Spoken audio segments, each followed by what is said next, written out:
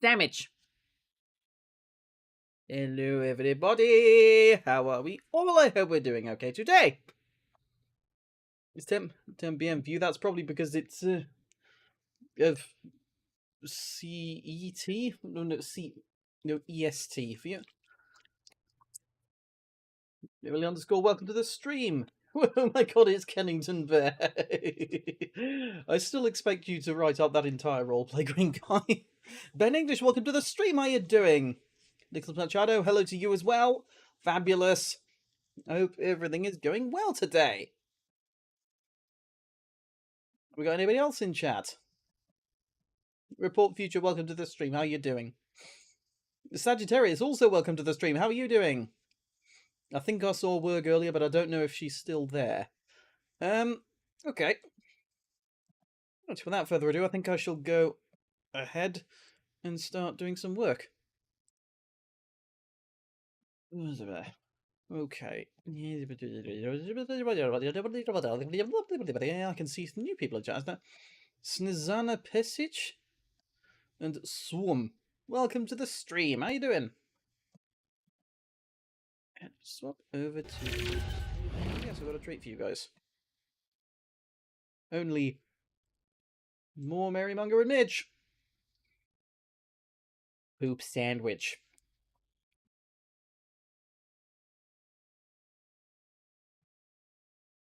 Those are words.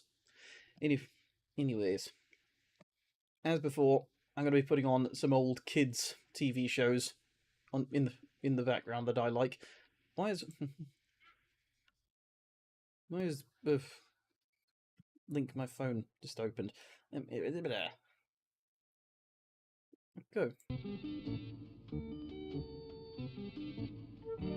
So now you guys can enjoy a little Mungo and Midge whilst I research. The town is full of buildings, some tall, some short. How was I? Oh, yes. Some wide, I and some believe narrow. I was doing this one. As I miss Cabinet Battle 1 and take a break. The buildings are flats and houses and factories and shops. They're built in streets. The streets have cars and buses and lorries driving along them.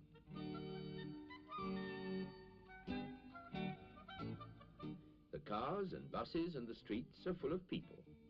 In fact, there are a lot of people in a town. Do you live in a town? Mary, Mungo, and Midge live in this town. They live with Mary's mother and father in this tall block of flats. They live right at the top.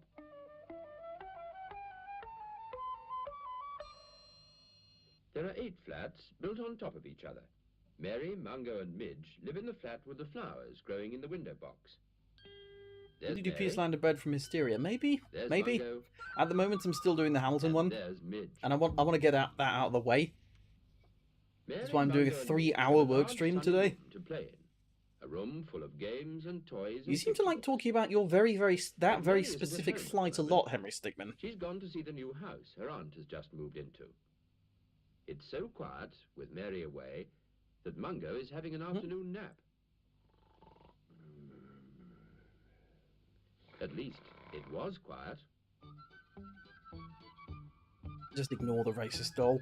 My phone's at low battery and I should be with my family, so I would like to leave. I'm not holding you hostage. You can go whenever you like. Yes, it's Midge Mouse. Have a good day. Midge, I don't think it's a very good idea to play your flute yet. Midge, you'll wake him up.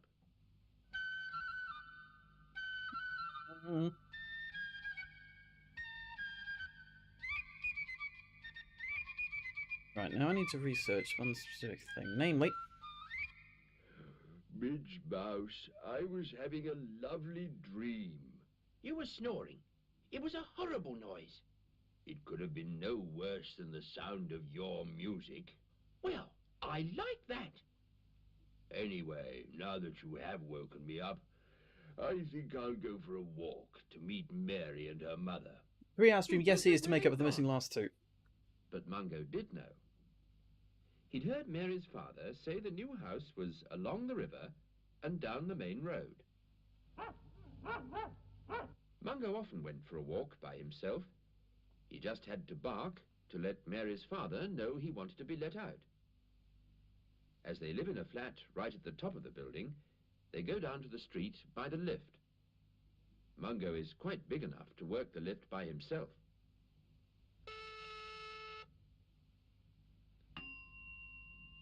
Oh, well, I hope you do meet Mary.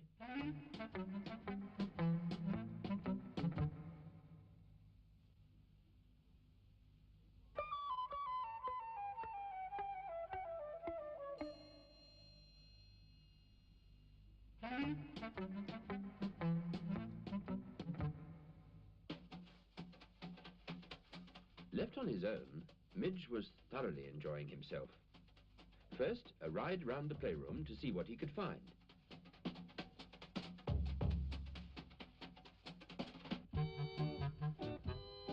Why the 1 hour delay? While Just Midge was riding, just because I fancied Mungo was starting at 9 and going to midnight. walking away from the flats, along the river, towards the bridge. Like you're burning the midnight oil. Yep. Midge drove up to Mary's toy yacht. Pity there was no water in the room to sail it.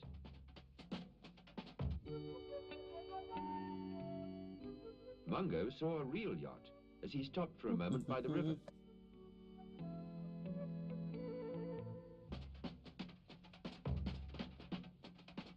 Midge was enjoying himself. He liked driving the toy car.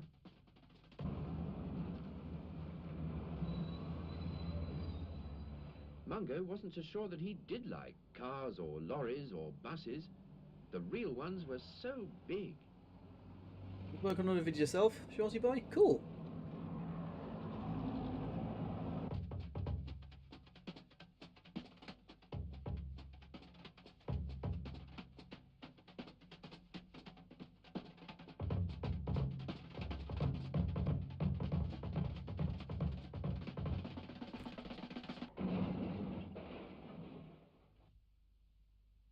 Midge wasn't so keen on cars either now.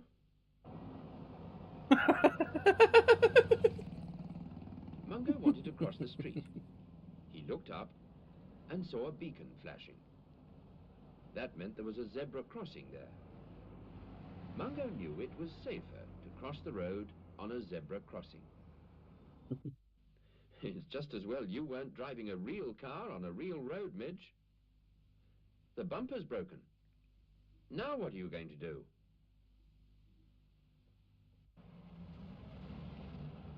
Mungo had crossed the main road.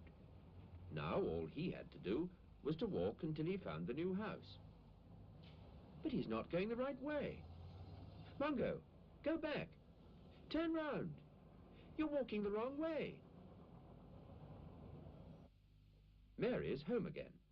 Midge, Mungo, where are you? I'm here, but Mungo isn't. He went for a walk to meet you. We came back by bus. Oh well, I expect Mungo will come home soon. Why are you standing by the car like that, Midge?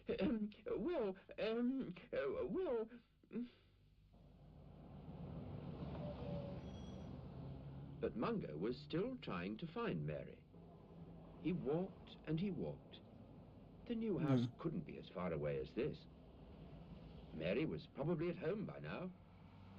He'd take a short cut along the river to the flats. But you've never seen this part of the river before, Mungo? And those aren't your flats, are they? They look quite different.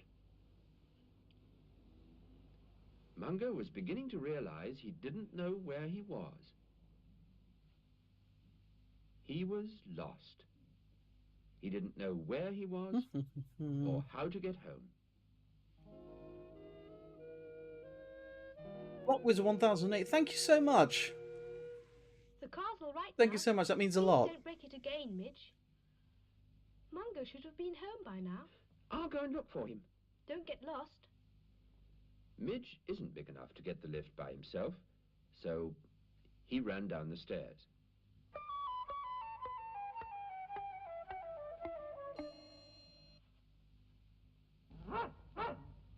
Mungo had decided to give himself up as lost. A policeman would know where he lived. Hello, dog. What's the matter? You look worried. What's your name? Oh, your name is Mungo. And your address is... Why, you live in those new flats right across the river. That's a long way. You'll never find your way back there on your own. I'll It's take been a minute.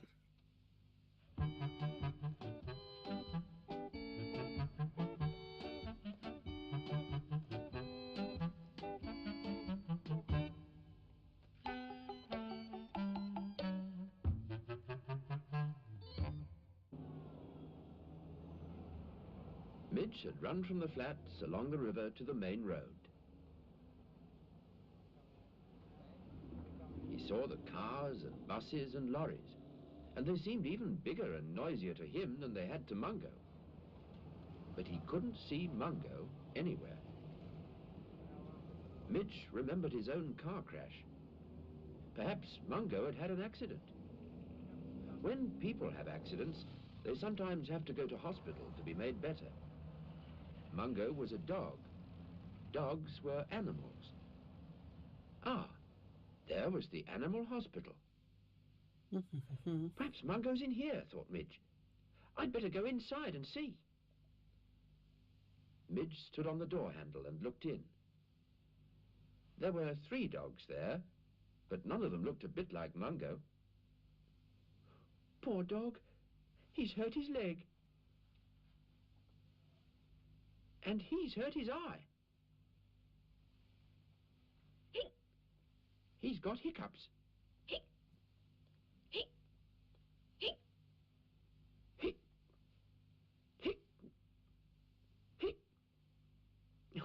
Oh, well, anyway, Mungo must be all right. Where else might he have gone? Mungo had gone home. At least the policeman had taken him home. I believe this dog, Mungo, lives here. He was lost, so I brought him home. Oh, thank you, thank you. Mungo, I'm so glad you're back.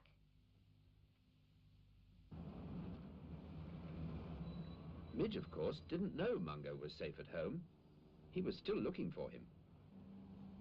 Where do animals go? Where do they live? I know, the pet shop. There are quite a lot of animals living there. Midge knew the pet shop well, because Mary's mother went there to get food for Mungo and for him. So he jumped up onto the door and looked inside. There was a dog having his hair cut and clipped. But it wasn't Mungo. It was a poodle. Midge looked round the rest of the shop. Perhaps Mungo was in one of the cages, waiting to be sold to a new owner. No, these dogs are still puppies. Mungo is a grown-up dog.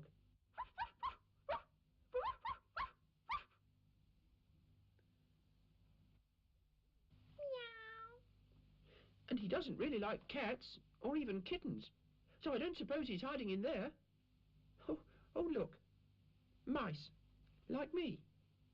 Well, not quite like me. They're white. I'm grey. I'm glad I don't live in a shop waiting to be sold. I'm going back to Mary before I get sold to someone.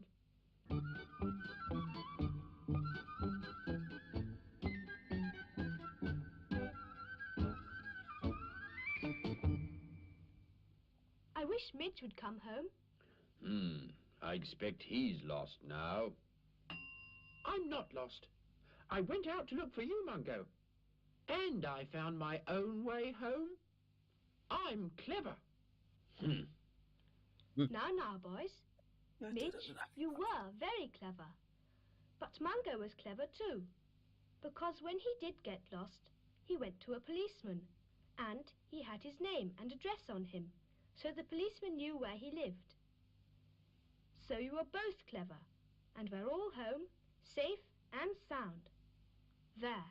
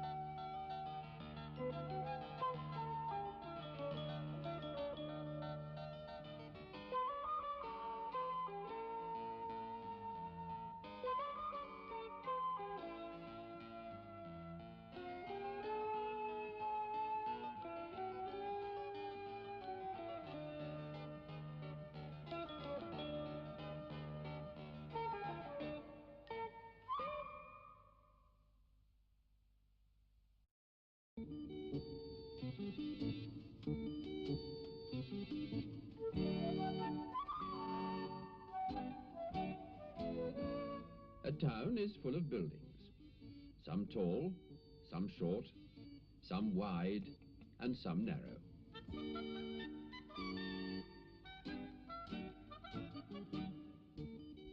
The buildings are flats and houses and factories and shops.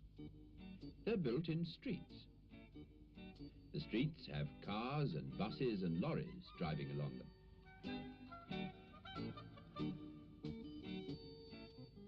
The cars and buses and the streets are full of people. In fact, there are a lot of people in a town. Do you live in a town? Mary, Mungo, and Midge live in this town. They live with Mary's mother and father in this tall block of flats. They live right at the top.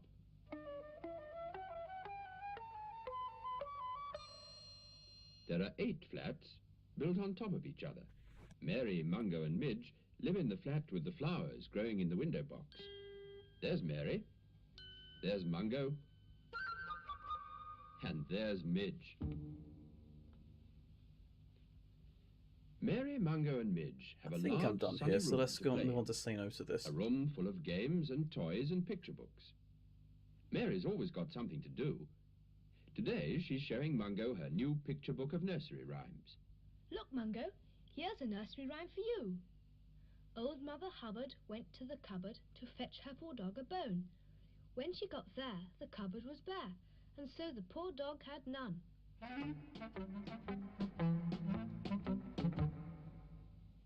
Here's a nursery rhyme for you, Mary. Mary, Mary, quite contrary, how does your garden grow? With silver bells and cockle shells and pretty maids all in a row. Now we need one for Midge. Where is he? Mary's other friend is Midge Mouse. He's usually very difficult to find because he's so small and runs very quickly. He's inquisitive. That means he's always trying to find out things. Ah, there he is.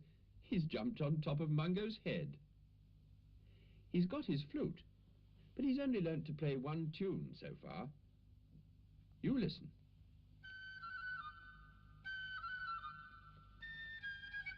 Norma Patricio, welcome to the stream. How you doing? Midge, stop playing that same old tune. We've got something here for you. For me?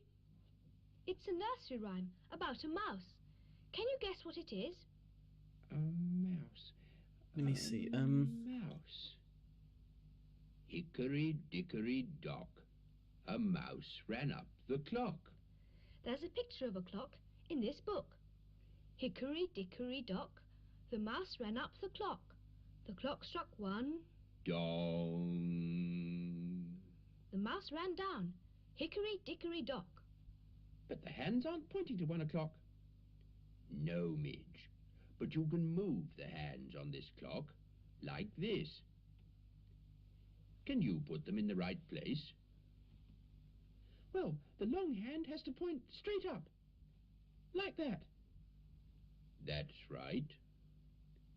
And the short hand goes there. Is that 1 o'clock? No, that's 6 o'clock. Well, let me see now. Is that 1 o'clock? No, that's 3 o'clock. Midge, you're just guessing. No, I'm not. I was just finding out if you could tell the time. Here's 1 o'clock. Here. That's right. Now, hickory dickory dock, the mouse ran up the clock. The clock struck 1. Dong. The mouse ran down. Thank you, Norm. Dickory dock. I appreciate it. That's a good game, isn't it, Midge? Yes, but listen. There's the real clock in the hall striking. I'll go and run up and down that. Ooh, I wonder if I can move the hands on this clock. No, Midge. You mustn't move the hands. Midge, you'll break it. Oh, it stopped. Oh, I've broken it.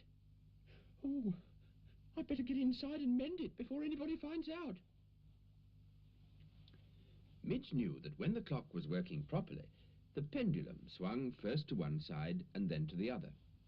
So he thought all he had to do to make the clock work again was to make the pendulum swing. Oh dear. Oh, I can't move it. I'd better find out what else there is inside a clock to make it work.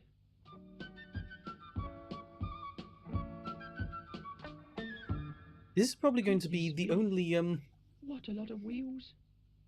Riley underscore. Thank you so much for the super chat. Thank you very much. I appreciate it. Thank you so much. Oh yeah. It's time to learn time. Yep. And now it says 5 to 2. The clock went on saying 5 to 2 all day. Midge was very busy inside it, trying to make it work. He was also a bit frightened to come out, because he knew he really shouldn't have moved the hands. At tea time, Mary's mother looked at the clock. It said 5 to 2. When Mary's father came home, he looked at the clock. It said 5 to 2.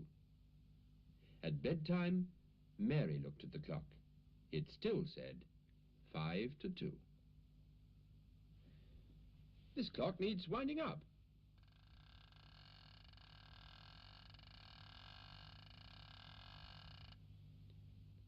No, it's still not going. I'll have to get the man from the clock shop to mend it. Midge didn't hear that because he was fast asleep. He slept in the clock all night. The next day, 2 men from the clock shop came to take the clock away. Midge was awake by now, but he was still inside. I'm not going to try and pronounce Icelandic. We'll have to move it very Thank you as well, Ben English. Don't knock it, Mr. Coggins. Don't drop it, Fred.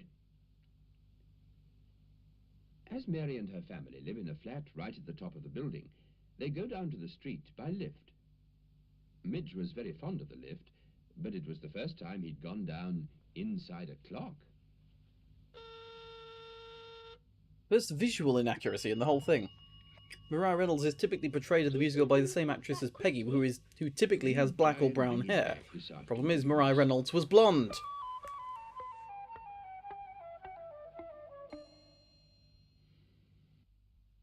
Because Midge had been asleep, he didn't know that the clock was to be taken to the shop. He heard some doors close and an engine start.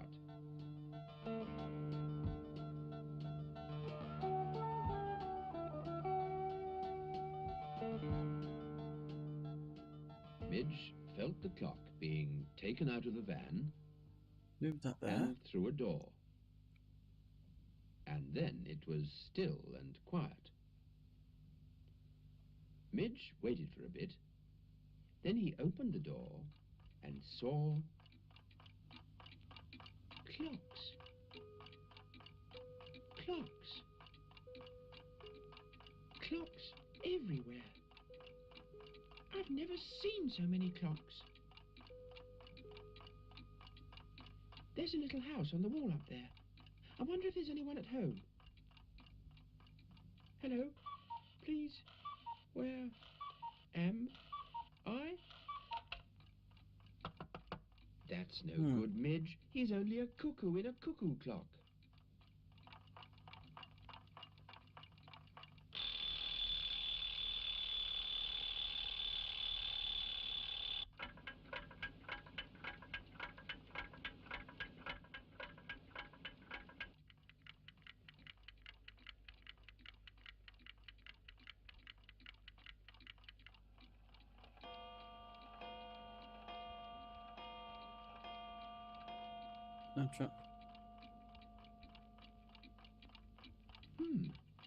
All the clocks here are saying a different time, and some can't even tick properly. It must be a sort of clock hospital. Our grandfather clock has come here to be mended because I broke it. Perhaps I could find something to mend it with in that box of old clock bits.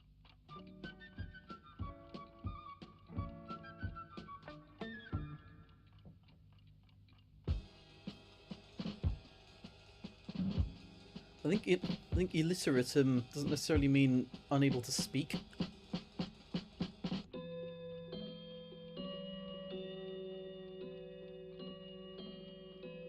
While Midge had been playing, the men in the clock shop had mended the clock.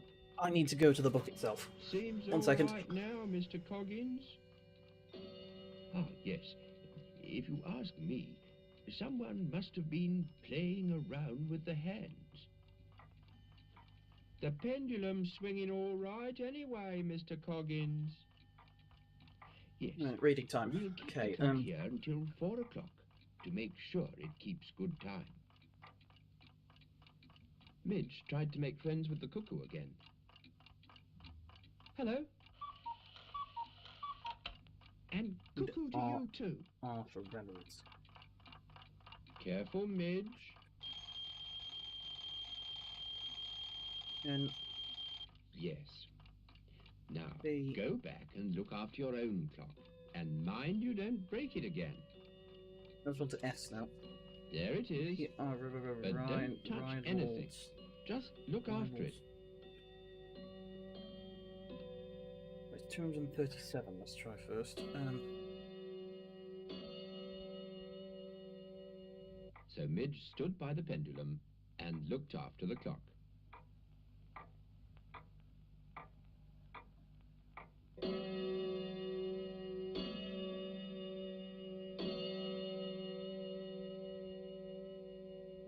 After a while, he got a bit sleepy, so that he never heard 4 o'clock striking. And the clockman saying, "Seems to be working well now, Fred. We'll take it back."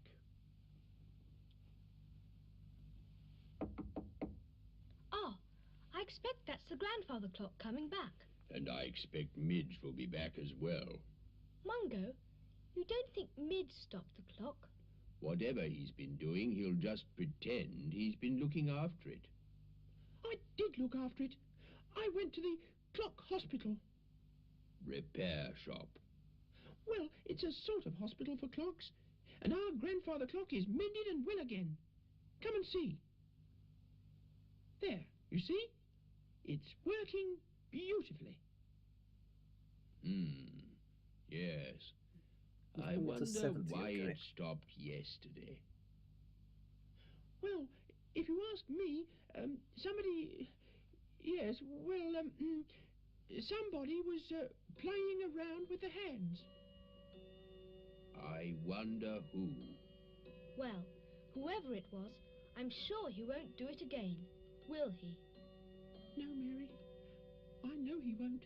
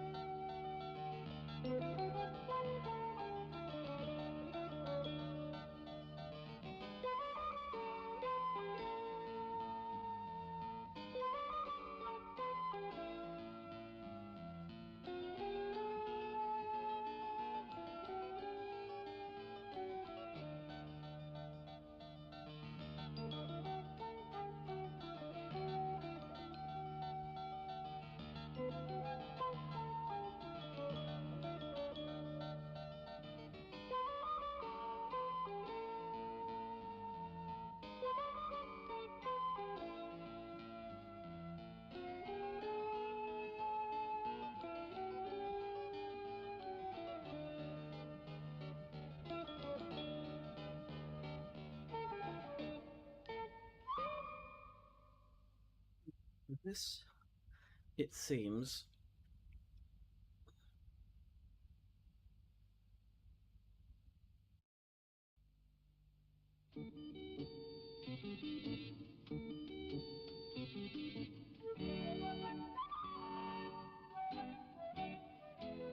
A town is full of buildings, some tall, some short, some wide, and some narrow.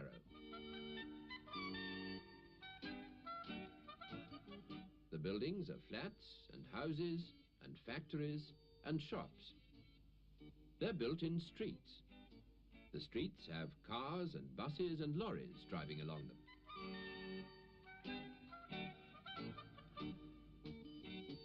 The cars and buses and the streets are full of people. In fact, there are a lot of people in a town. Do you live in a town? Mary, Mungo, and Midge live in this town. They live with Mary's mother and father in this tall block of flats. They live right at the top.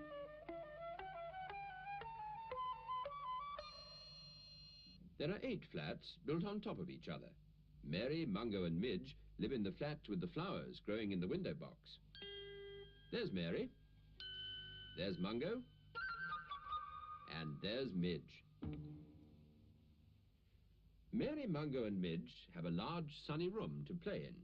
A room full of games, picture books and toys. Mary's been playing with her doll, but it's broken. The arm has come off. So Mungo is trying to help her mend it. The arm has to be fixed inside the body, but it's so dark in there, I can't quite see how to do it. Oh, Midge. Can I help? The best way you can help, Midge, is by keeping quiet and not giving everybody nasty surprises. But I'm sure I could do something. Better not, thank you, Midge. It only makes Mungo cross when you try to help. All right. I'll play some soothing music. Perhaps that will make Mungo feel better. Midge can't play soothing music. Excuse me, Mungo. You're sitting on my flute. Midge likes music so much that he's learned to play a flute. But so far he can only play one tune. He's ready to play it now.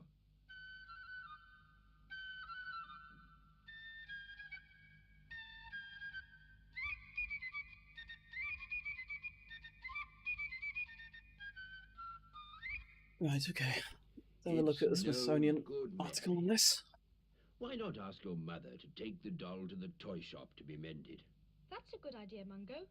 She's going to the shops this morning. We could go with her. Oh, yes.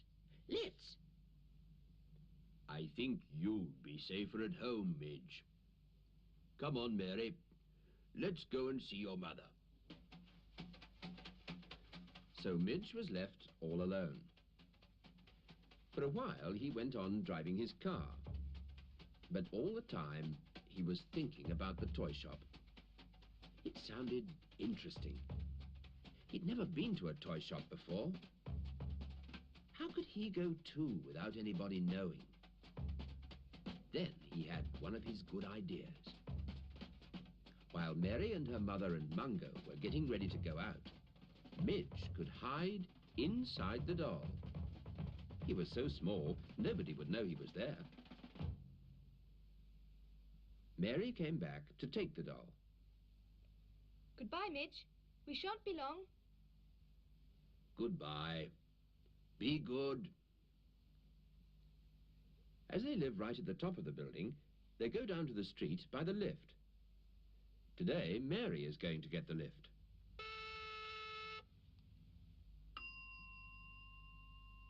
Midge watched from inside the doll as Mary carried it into the lift.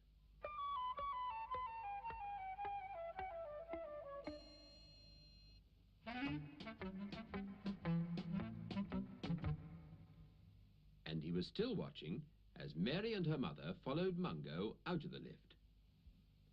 Mungo stayed behind to make sure the lift door was shut, while Mary's mother brought the car to the entrance. They waited for Mungo. Make sure the car door is shut properly. And off they went to the shops. Well, the Destroyer, welcome. How you doing? Soon they arrived at the toy shop. The windows were full of exciting things, but Midge couldn't see them because he was still inside the doll. Mary gave the doll to the shopkeeper. I'll mend it straight away. It'll be ready for you by the time you've finished your shopping. Oh, thank you very much. As soon as Mary, her mother and Mungo had gone, and no one was watching, Midge came out. What was in the shop? Toys. Toys. Toys. Everywhere. Midge had never seen so many toys in all his life. Ah, a train. Midge always liked trains.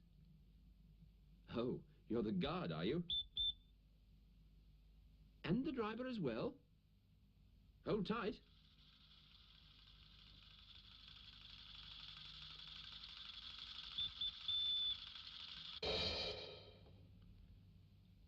Bad luck, Midge. But an engine driver must learn how to stop the train properly. Oh, a bunny rabbit. Hey, what's your name?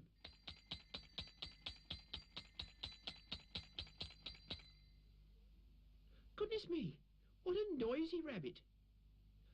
Oh, that does look interesting. A doll's house, just the right size for me. Anyone at home? Midge, come back. You shouldn't just walk into other people's houses. The first room Midge went into in the doll's house was the kitchen. It was just like a real kitchen, and it was just the right size for Midge. There was a kettle on the table, and there was a cooker. Careful, Midge. Don't go too close. There's something cooking. Ah, a sink. Oh dear, look at all that washing up. That looks too much like hard work. The next room had a fireplace and a rocking chair and an easy chair and a table and 1, 2 more chairs. But Midge liked the rocking chair best of all.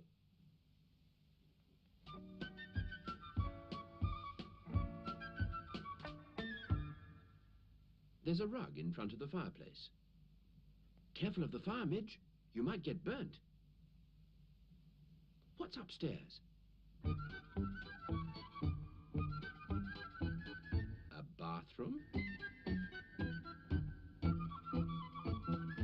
and a bedroom. The bedroom was very smart, and the bed was just the right size for Midge. He must remember that. Very nice. Midge wished Mary had a doll's house like that. Everything was just right for him. Mary did have a ball like that, and Midge had become quite good at balancing on it.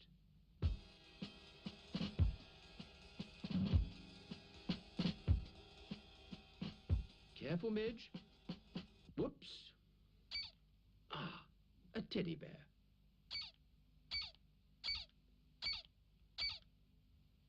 There's something else to make a noise with. A piano. It's all right, Midge. The toy shop man hasn't come back yet.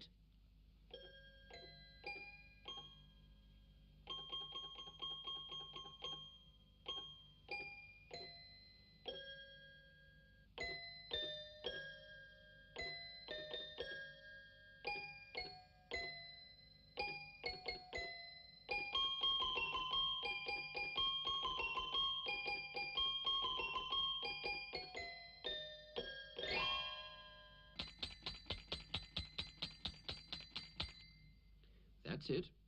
Bow to the audience. I suppose you'd like a piano at home, too. There's another animal, Midge. It's made of wood. Hello, horse. How about a ride? Gee up, horsey. Gee up. Or do you want me to take you for a ride?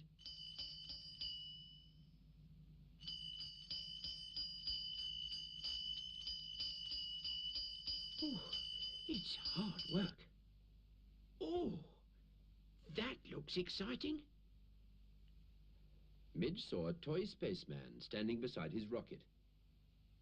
Good morning, spaceman. How do you get to the moon? In the rocket. I see. How exciting. Perhaps I could go to the moon. Only No, it does look rather a long way away. I might never see Mary and Mungo again. I think I'd rather be a fireman. Careful, Midge. Mind you don't fall. From the top of the ladder, Midge saw some dolls at the other end of the shop. Perhaps he'd better see if one of them was Mary's. And anyway, it was a good excuse for a ride in the fire engine.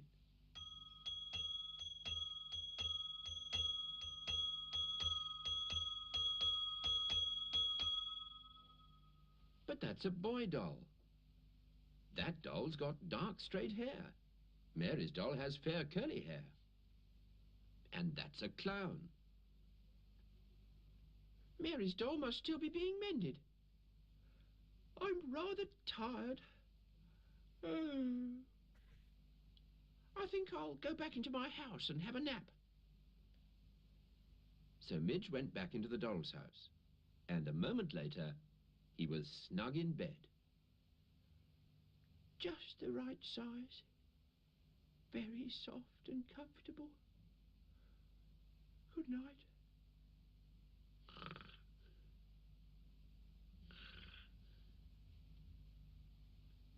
Midge slept. He didn't know for how long, but the next thing he heard was Mungo barking. Mary's doll was mended, and she'd come to get it. Midge looked out of the window of the doll's house. He knew he had to get home too, without anybody knowing, because he was supposed to have been there all the time. He left the doll's house as quickly and as quietly as he could. He climbed into the basket and hid amongst the shopping. He went to sleep again, and the next time he woke up, he was back in the flat. Mungo, you woke me up. I was having such a lovely dream. In the shopping basket? I dreamt I was in a beautiful house. It was just the right size for me. It had a kitchen and a sitting room and a bathroom and a bedroom. It sounds just like the doll's house in the toy shop. It was the doll's house in the toy shop. It's no good, Midge. I saw you running out of it and hiding in the basket. Oh, well, yes. But it was very interesting.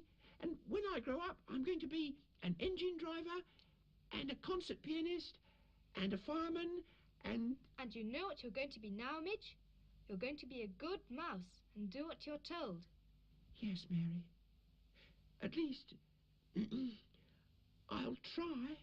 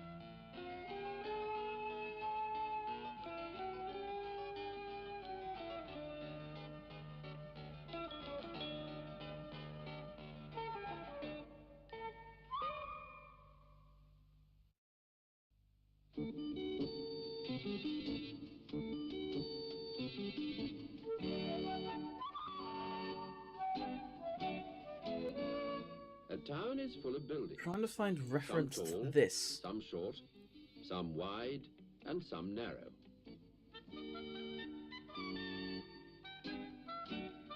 The buildings are houses and factories and shops.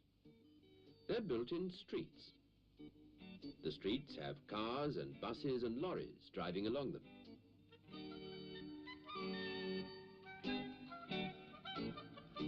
The cars and buses and the streets are full of people. In fact, there are a lot of people in a town. Do you live in the town?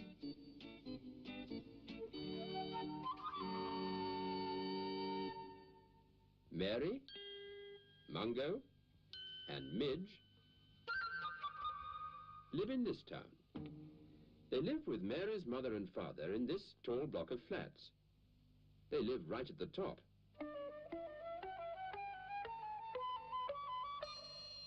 There are 8 flats built on top of each other. Mary, Mungo, and Midge live in the flat with the flowers growing in the window box. There's Mary, there's Mungo, and there's Midge. Mary, Mungo, and Midge have a large sunny room to play in. A room full of games, picture books, and toys. Today, they're getting ready to go out on a picnic. Mary has already packed some meat sandwiches, and she's got some chocolate biscuits, an apple, a banana, and a bottle of orangeade. Mungo has a bone and some biscuits. And Midge has a big lump of cheese.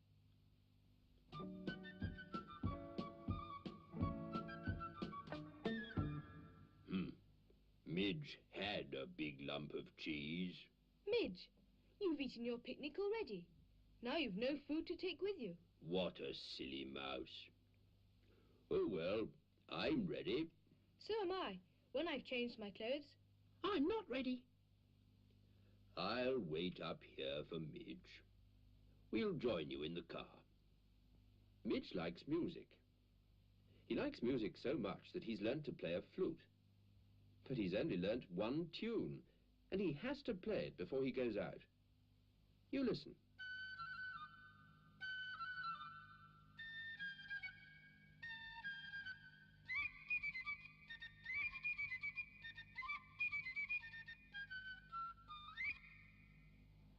By the time Midge had finished his tune, Mary, her parents, and the picnic were all in the car outside the flats. Come on, Midge, they're waiting for you. Mungo and Midge are on their way at last. As they live in a flat right at the top of the building, they go down to the street by lift. They have a special way of doing it.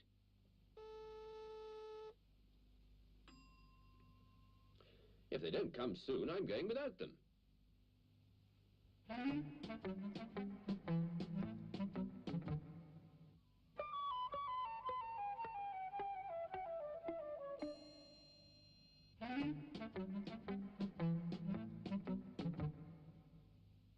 We must remember to make sure the lift door is shut. But as usual, Midge was in too much of a hurry. He was already in the car. Oh, there you are, Midge. Hurry up, Mungo. We're all waiting for you now. Poor Mungo. He just had time to get in the car before Mary's father drove off.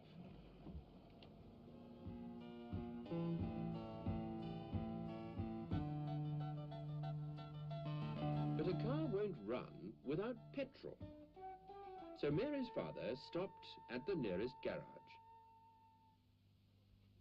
How much petrol, sir? 4 gallons, please. Mary, Mungo, and Midge watched as the man What the put price of 4 petrol gallons in. of petrol is right now? What's petrol for? To make the car go, of course. Anything else, sir? Would you see if I need any oil and water, please? Midge wondered what that meant. So he jumped out of the window and ran to the front of the car. When the man looked under the bonnet at the engine, Midge looked too. He thought it was all very exciting. He had never in his life seen so many strange shapes and pipes and wires and bits of machinery. Midge was very interested and very excited. He watched as the man pulled out the dipstick to find out if the engine needed any more oil. You need a pint, sir. The man went away to get the oil. There was just enough time for Midge to have a good look at the engine.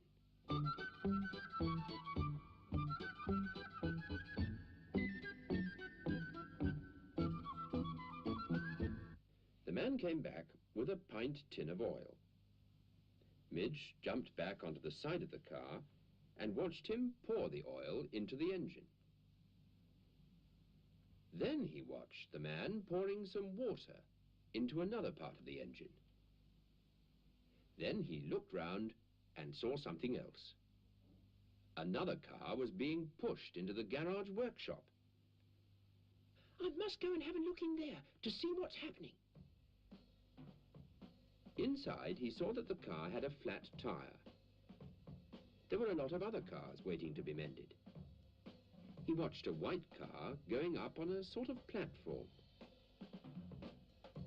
He liked that car because it was a sports car with the hood down. He watched a man look up into it, but it was too high up for Midge to see anything, so he went back to find the car with the flat tire. He watched the back of the car being lifted up off the ground.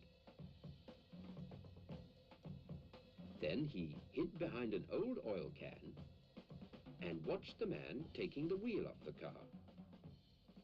Midge didn't know that Mary's father was driving away, and none of the family knew that Midge wasn't in the car with them. Back in the garage, Midge was very busy watching the new wheel being put on. When it was finished, the car was lowered to the ground again. Then Midge thought he'd go back to his car, in case Mary was waiting for him. But when he got outside, there was no car. They must have gone without me. Oh well, I expect they'll soon come back for me when they find I'm not in the car. So Midge waited. And while he waited, he saw all kinds of cars call in for petrol. The first was a blue car with a light on top. It was a police car. Midge thought that perhaps the police car was looking for him. But the police car went away again, and then the baker's van came in. That was red, with blue and white stripes on the side. By this time, Midge was getting tired of waiting. He went to sleep on top of the water can. But it wasn't a very good place to go to sleep. He went back into the workshop. He found some tools, jumped onto the top of a spanner and slid down it. But the spanner was very greasy, and so was Midge when he'd finished. He played with a pair of pliers and got even dirtier. He found some car keys hanging up, so he had a swing from them. Midge was enjoying himself so much that he'd forgotten he'd been left behind. And all this time, Mary's parents were driving Mary and Mungo through the country looking for a good place to picnic. At last they found one, and it was only then that Mary and Mungo noticed that Midge wasn't with them. Have you seen Midge lately? No, but I expect he's running around in the grass somewhere. Midge? Midge? Where are you? Midge, the picnic's ready. The last time I saw Midge was when we called into the garage for petrol. I haven't seen him since then either. Perhaps he's hiding in one of the fields. I'll go and look. Ideally, we Mungo went want into to a not be really cornfield talking about and started geopolitics to if look it's for modern. Midge. First of all, he saw 2 field mice. Good morning. I'm looking for my friend Midge Mouse. He looks a bit like you, only he's grey. Why, nay, there ain't no mice in these parts, only us. Sorry we can't help you, sir. Then Mungo saw a cow looking at him over a hedge. He was just going to ask her whether she had seen Midge when she said, "Mmm," so loudly that Mungo thought it might be safer to go back to the picnic. Back in the garage, Midge was still enjoying himself. He was very dirty by now. Then he heard a noise. In another part of the garage, he saw a man washing a car. I could do with a wash too. So Midge ran over to the car, climbed up, and started to give himself a good wash all over. The man was very surprised to see a mouse having a shower bath on his car. Well, I never. How about getting some of the soap off now? There. That's better. Oh, that water is wet and cold. I'll go outside in the sun and dry off. So Midge went outside. As he lay in the sun, he watched more cars come in for petrol. By the time he was dry, he saw a car he knew. Mary and Mungo had come back for him at last. Hello, Mary. Hello, Mungo. Here I am. So this is where you've been. We've been very worried about you. Well, you drove off and left me here. We wouldn't have done if you'd stayed in the car. Come on, boys. We're all waiting to go home. When both Mungo and Midge were in the car, Mary's father drove home.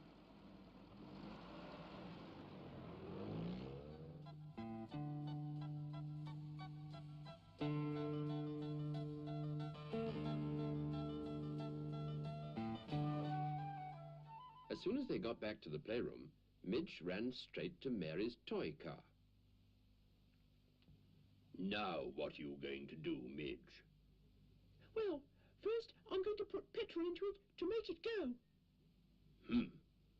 Then I'm going to open up the engine and put in some oil and some water, because cars need oil and water too. Then I shall lift it up on a sort of platform and make sure that everything is all right underneath. Goodness, Midge, you have learnt a lot about cars. Only, first of all, Oh, I think gosh. I'll have a little sleep. I still have the... It's hard work being a garage man. I left the reading screen on. I'm a silly person. Good night. There we go. Let's call that a tentative inaccuracy, I suppose.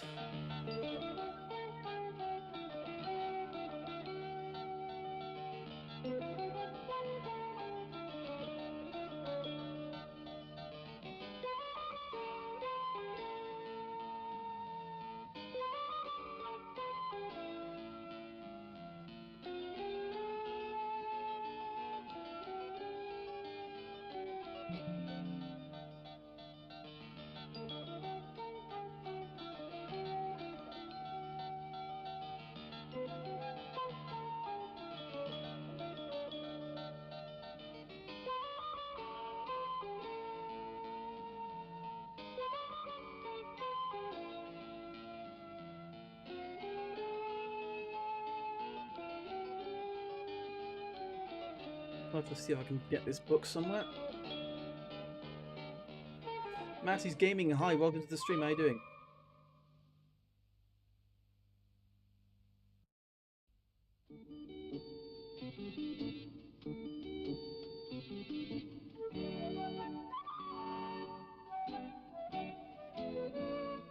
A town is full of buildings, some tall, some short, some wide, and some narrow.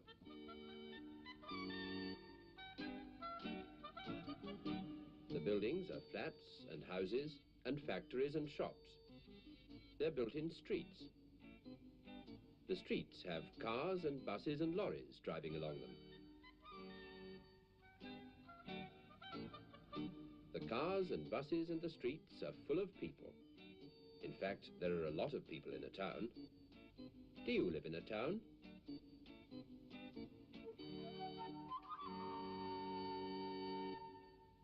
Mary, Mungo, and Midge live in this town. They live with Mary's mother and father in this tall block of flats. They live right at the top. There are 8 flats built on top of each other. Mary, Mungo and Midge live in the flat with the flowers growing in the window box. There's Mary, there's Mungo, and there's Midge. Aha. Mary, Mungo and Midge have a large sunny room to play in. A room full of games, picture books and toys. Mungo and Midge are on their own, for Mary isn't at home. This morning, Mary climbed up to get the toy engine from the top of the Okay. cupboard. Just a moment She whilst fell I down sign and hurt into her leg. Internet Archive. In fact, she's in that ambulance on her way to hospital, so that her leg My, can my. be made better. Her mother is with her. I wonder how Mary is. She must be nearly at the hospital by now.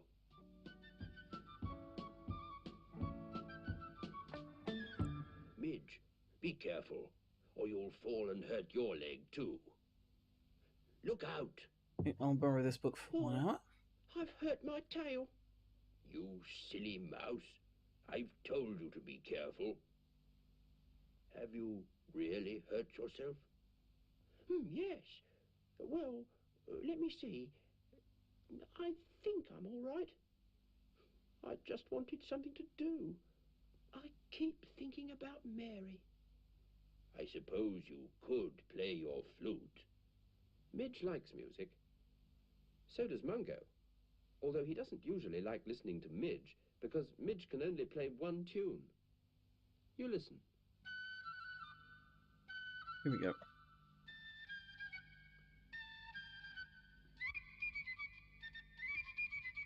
Page 76.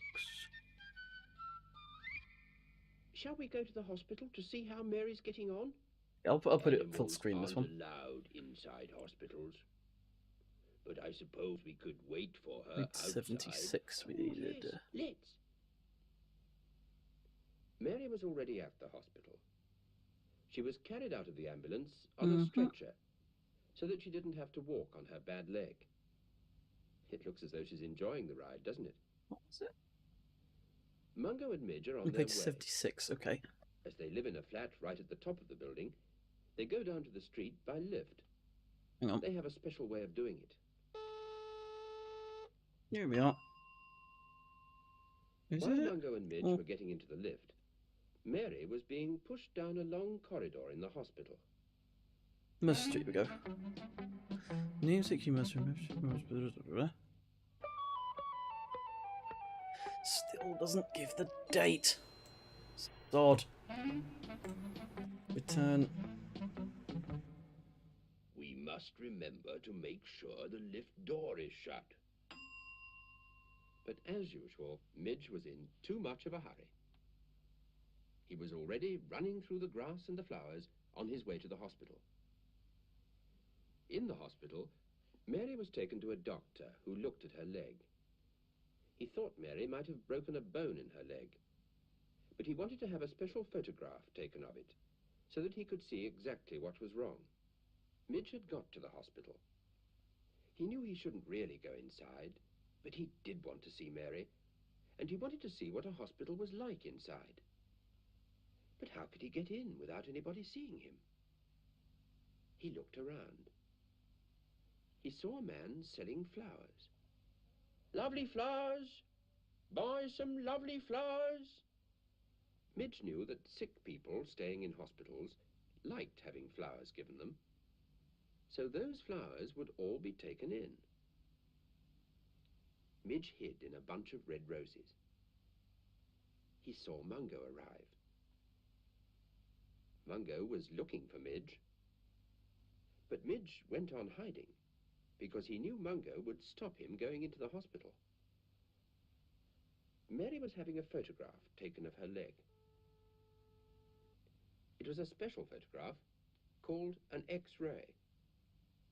It showed the inside of her leg so that the doctor could see exactly where the bone was broken. Can you see? There's just a very small crack in the bone. Now the doctor knew where to mend it. In the meantime, a woman had bought the roses Midge was hiding in. She walked into the hospital. Midge was inside at last. Now, where was Mary? The woman with the flowers walked down the long corridor. When they got to the end, Midge jumped to the floor and looked round one of the doors. He saw a room with a man in a white coat standing beside a boy in a special chair which went up and back. Midge thought this was very interesting. The boy sitting in the chair had to open his mouth, and the man looked at his teeth. The man was a dentist. Mary has come to have her leg mended, not her teeth looked at, so she won't be in here. The next room Midge looked into was a ward full of beds. There was a man in each bed, and Midge couldn't see Mary anywhere. The men weren't well and had come into hospital to be made better. Midge ran back along the corridor. He saw the X-ray room, and there was Mary. Her leg had been put into plaster so that the broken bone would be held together until it mended. Mary was very surprised when Midge jumped onto her knee. Midge, what are you doing here? I'm just going to have my leg photographed again to make sure the broken bone is joined properly. Is Mungo here too? But Midge didn't answer. He was far too busy looking up at the X-ray camera to see how it worked. Actually, Mungo was still waiting outside the hospital. He was beginning to feel rather sleepy. Back in the X-ray room, the doctor looked at the new photograph. Mary's bone is all right. But what's this? It looks like an X-ray of a mouse. A mouse in a hospital? This will never do. But Mary put Midge into her pocket before anyone saw him.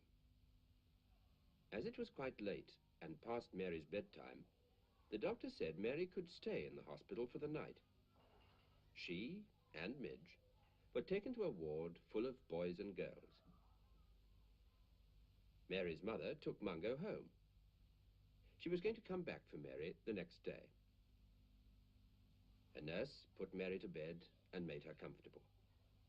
She took her temperature. That was all right. Midge sat on the blanket and took his temperature. He only had a finger to do it with, but it looked all right to him. Then a doctor came and held a sort of tube to Mary's chest. The other ends of the tube were in his ears, so that he could listen. He was listening to Mary's heart beating. Good, he said. But then Midge crept up to see what the tube was. The doctor was very surprised. Good gracious, it sounds like a mouse. We can't have a mouse in here. This ward is for children only. Catch it, nurse.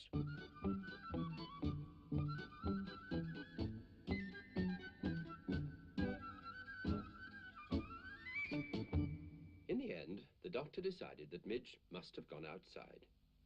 But he hadn't. He was hiding behind Mary's pillow. Mary's leg felt a bit stiff and strange, but she knew she would have to get used to it until the bone mended. And when her supper arrived, she felt much better. Mary gave Midge a little bit of biscuit. Then Midge had a good look round the ward. There was a boy over there in bed reading, and a girl listening to the radio. She had earphones on, so that she was the only one who could hear it. There were some children out of bed playing on a table. Midge went over to have a look. They were doing a jigsaw puzzle. There was a baby crying in a cot. Midge picked up its rattle and shook it. The baby stopped crying and laughed. Midge watched a nurse giving a boy some medicine to make him better.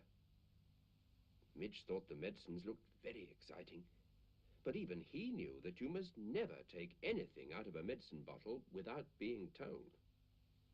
Then it was time for all the children to settle down for the night. Everything was quiet now. One of the nurses stayed there to make sure everybody was all right. Mary shut her eyes, And when Midge was quite certain that she was asleep, he went to sleep too. After breakfast next morning, Mary got ready to go home. Her mother had come to get her. But first, the children in the ward drew pictures on Mary's plaster. They drew with coloured pencils, because the nurse said that if the plaster got wet, it would crumble away, and Mary's leg wouldn't get better. Mary had a bright red sock over her toes to keep them warm and dry and clean. Goodbye, Mary. Goodbye. Goodbye.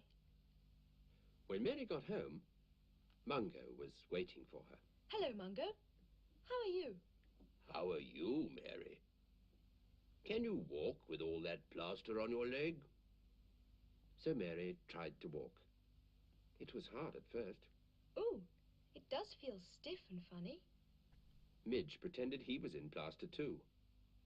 Oh, ah, oh, ooh. Mary got better and better at walking. So did Midge. Midge drew a picture of himself on Mary's plaster. And Mungo made his paw mark. After some time, Mary's leg was better. Her mother took her back to the hospital to have the plaster taken off. While she was away, Midge had one of his ideas. He made himself a sort of bed and pretended to be very ill. Oh dear, I feel terrible. Dr. Mungo? Yes, Midge. Dr. Mungo, I think you'll have to take an X-ray photograph of me. We haven't got an X-ray machine, Midge. Then you must listen to my heart to make sure that it's still beating. Oh, very well, Midge.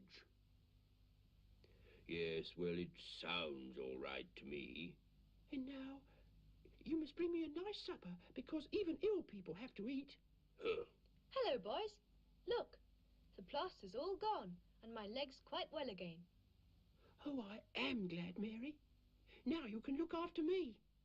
Mungo's a very good doctor, but he's not much good as a nurse.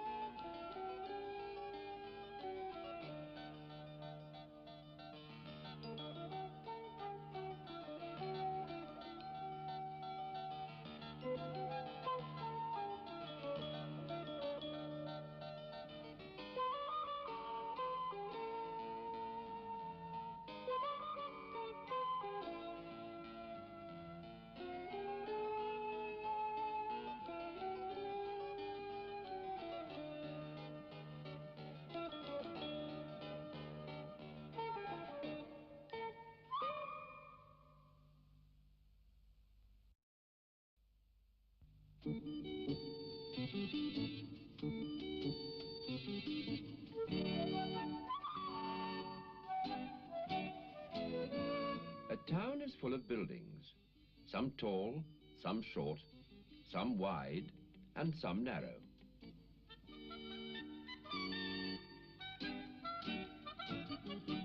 The buildings are flats and houses and factories and shops.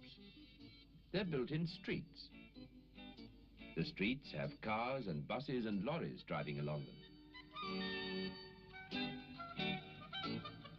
The cars and buses and the streets are full of people. In fact, there are a lot of people in a town.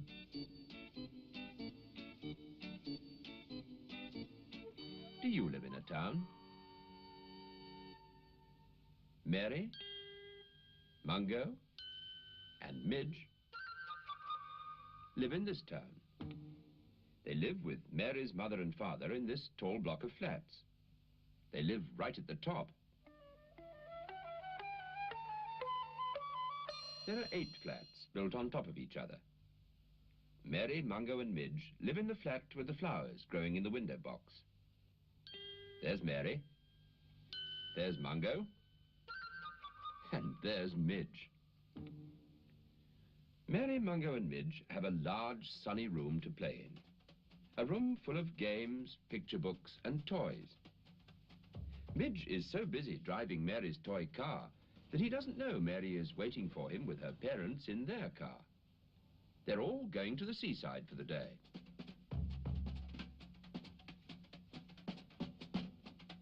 We must go down, Midge. They're waiting for us. Again, Ben English? But we can't go till I've played my flute. I only know one tune, but... Oh, no, you don't, Midge. Not this time. Come along. As they live in a flat right at the top of the building, Mungo and Midge go down to the street by lift. They have a special way of doing it. If Mungo doesn't bring Midge soon, I'm going without both of them.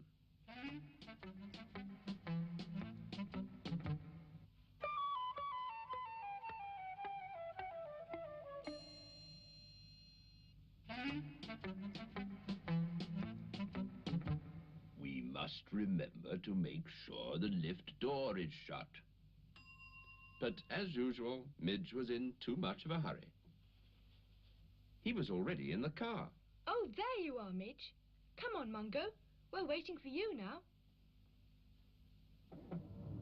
Mungo just had time to get in the car before Mary's father drove off. At last, they were on their way to the seaside. Through the park, through the town, then on through the country, until they got to the seaside. Midge jumped out of the car. He had never been to the sea before, and he had never seen so much water in all his life. The sand was yellow, and the sea was blue. There were a lot of small waves rolling in and out. Midge watched a boat go by. Then he went down to the beach. There were a lot of people on the sand. Some were lying out sunbathing. Some were sitting in deck chairs, reading or sleeping. Mary and Mungo were already playing with the sand. Mary was filling her bucket with sand, and Mungo was helping. He was digging up more sand for her to put into the bucket. When the bucket was full of sand, Mary tipped it upside down.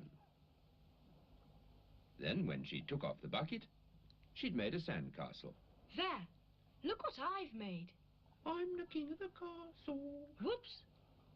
Silly mouse. Never mind, Mary. I'll help you build another castle. Midge tried to make a castle too. He filled his bucket with sand. But the bucket was too small, and his castle fell down. Midge saw some shells in the sand. He picked up two and balanced one on each paw.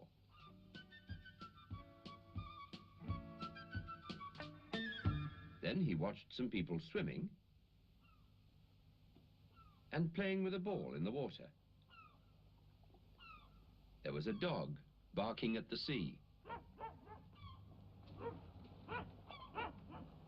and some seagulls flying about. Midge ran across the beach and in between the people. He went back to the car and looked along the seafront. He saw a little tower with a clock on it, We can't find And a any telephone discussion box. of what Burr's actual and a response was cafe to with this. a picture of a black cat outside, a toy shop full of things for the beach, a crane in the distance, and a fairground. Then he saw a letterbox and a man selling balloons. Midge thought it was all very interesting. He didn't know there were so many things at the seaside.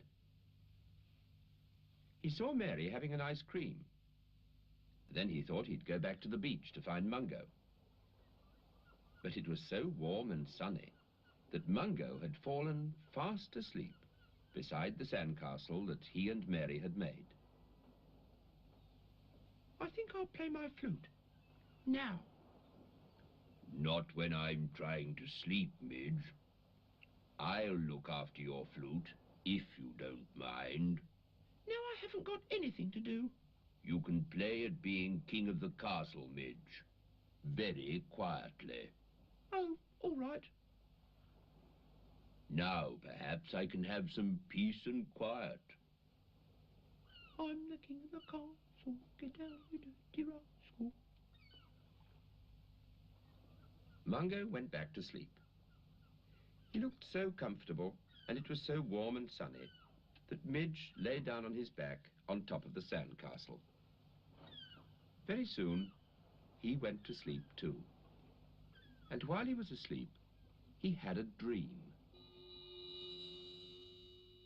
He dreamt that he was standing on the shore, watching Mungo swimming away out to sea with Midge's flute in his mouth. Stop, Mungo. Come back.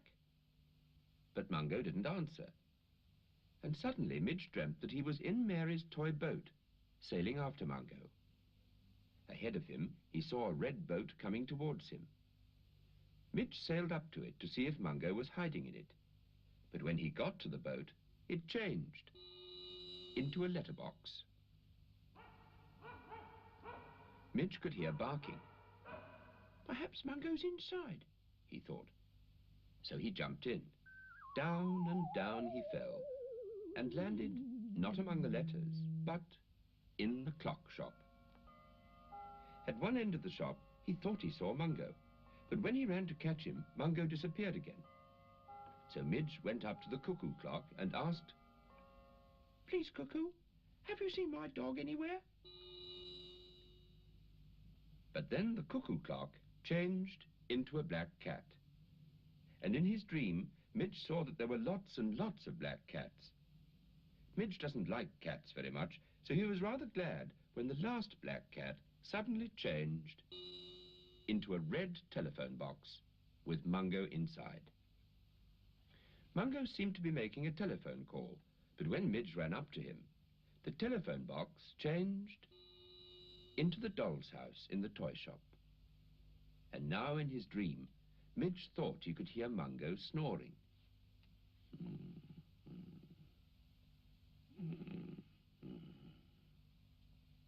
He went inside, ran up the stairs of the doll's house, and looked into the bedroom. There was Mungo, fast asleep in bed. Midge went to wake him up, but when he got to the bed, it changed into a car in a garage. Midge looked round and saw Mungo again, only this time he was being lifted up on the car lift. Come down, Mungo. I want my flute. But the car lift changed into the tray of a crane. Midge saw Mungo getting further and further away as the crane pulled him up into the air. Now I shall never get my flute back, thought Midge. But just then he saw a toy balloon floating towards him. Perhaps that balloon will take me up to Mungo, thought Midge. And a moment later he was going up and up and up and up. The crane didn't seem to be there anymore. The balloon carried him over some trees, and then down, down, down, onto a fairground. Midge looked around for Mungo, but Mungo wasn't on the swings, and he wasn't on the roundabouts. Then Midge looked at the bumper cars. And there was Mungo, riding in a bumper car. He had Midge's flute with him. Midge jumped into another car and started to chase Mungo. Then he noticed that all the other bumper cars had disappeared. He was in a toy bumper car, driving round the playroom floor. Careful, Midge. Look out for that chair. Watch out for that toy lorry, Midge. The bump woke Midge up. He was still on the sandcastle. He'd been dreaming all the time. And there was Mungo, with his flute. Then Midge looked again. There was water all round his castle. The sea had come in while he'd been asleep, and now he was on an island all by himself. Mungo! Help, Mungo! Rescue me, please! I'm stranded on the sandcastle and I can't swim. All right. Stay there. I'll rescue you. Oh, thank you, Mungo. We can use Mary's spade as a bridge. There you are. Walk across it, Midge. Come on. That's right. Careful. Don't fall in the water, Midge. There.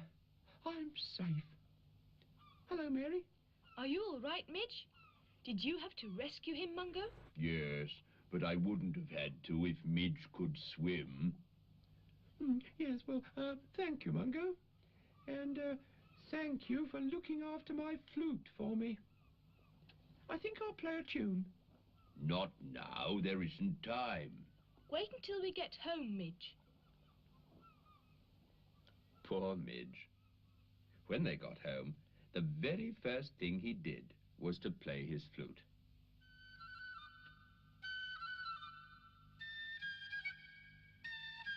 But Mary was so tired that she went straight to bed and to sleep. She dreamt that she'd made a sand castle big enough to live in. Mungo dreamt he had a bone, which Oh, suddenly great. changed into Mary's spade. And Midge went to sleep too.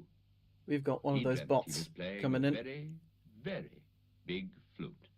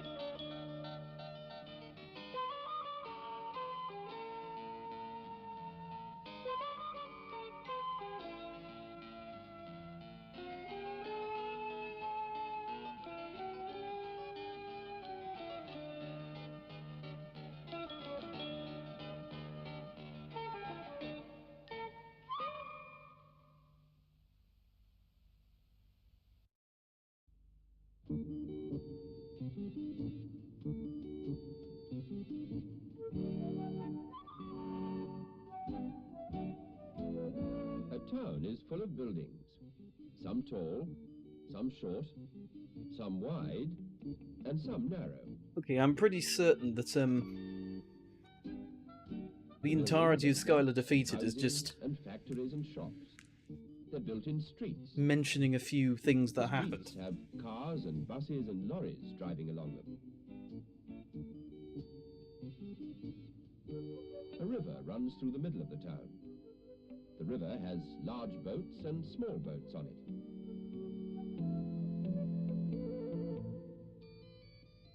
Green guy. There's a bridge across the river so that the cars and buses and lorries can get to the buildings on the other side.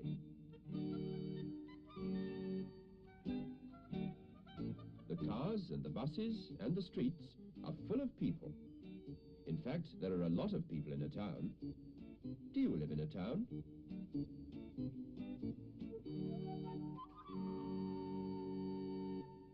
Mary, Mungo, and Midge live in this town. They live with Mary's mother and father in this tall block of flats. They live right at the top. There are 8 flats built on top of each other. Mary, Mungo, and Midge live in the flat with the flowers growing in the window box. There's Mary. There's Mungo. And there's Midge. Mary, Mungo, and Midge have a large sunny room to play in. a room full of games and toys and picture books. Mary's always got something to do.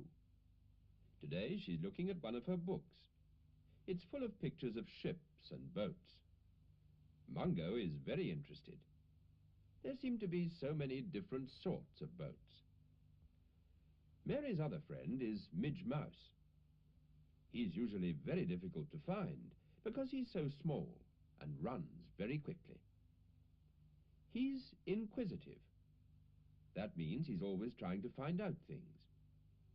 Ah, there he is, beside Mary's toy boat. It's a yacht. Her father has promised to take them to the pond to sail it. Look, Midge has got his flute. Midge likes music. He likes it so much he's learnt to play a flute. But he only knows one tune so far. You listen.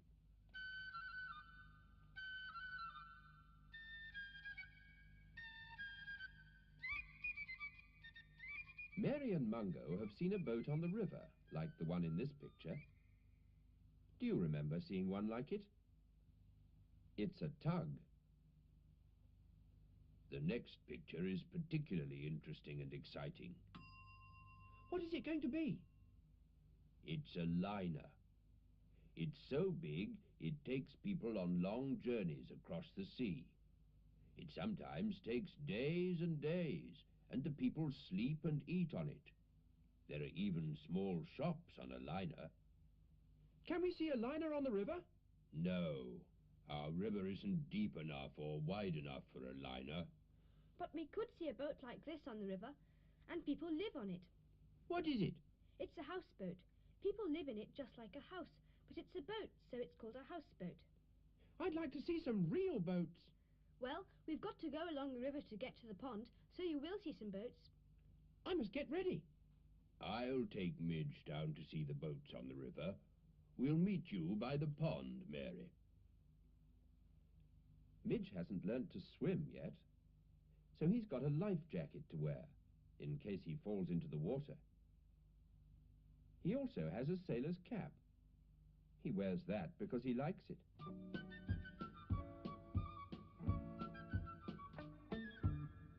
Mary's taking her boat, so I'll take my flute. Mungo, what will you take?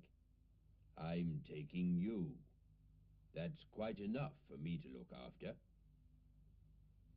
As they live in a flat right at the top of the building, they go down to the street by the lift. They have a special way of doing it.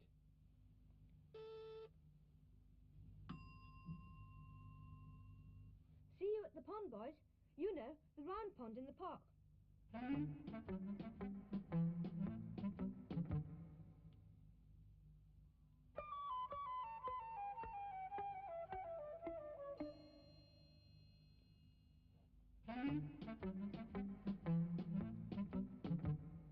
We must remember to make sure the lift door is shut. But as usual, Midge was in too much of a hurry. He was already running through the grass and the flowers on his way to the river.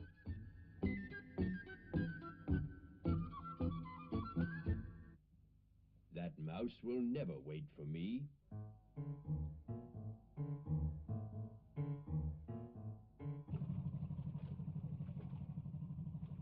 Midge got to the river just as a long, narrow boat was going by. It was full of wood. There was a dog on it, too. It barked hello. Then there was a different bark from a different dog. That's a barge. It's rather like a lorry. It takes loads of things like wood and coal from one place to another. What's that? That's rather like a motor car. It's got an engine, and it takes people for rides, like a car. But it's a boat, so it's called a motorboat. What's that? That's a rowing boat. The man is pushing the boat through the water with the oars. Ooh, ooh, ooh, ooh. hard work. I know what that is. It's a yacht, like Mary's toy boat. Mungo and Midge watched as the wind blew into the sail and pushed the yacht along. Midge wanted to sail it. Yes, he wanted to be a sailor. It's time to go meet Mary and her yacht. But Midge had already run off to the park. He had one of his good ideas. It was a fine day, and the park was full of people enjoying the sunshine. Some of them were flying kites. There were quite a lot of toy boats on the pond, and quite a lot of people watching them. Midge was very excited and very interested. But he had to go very carefully through the grass to make sure he didn't get trodden on.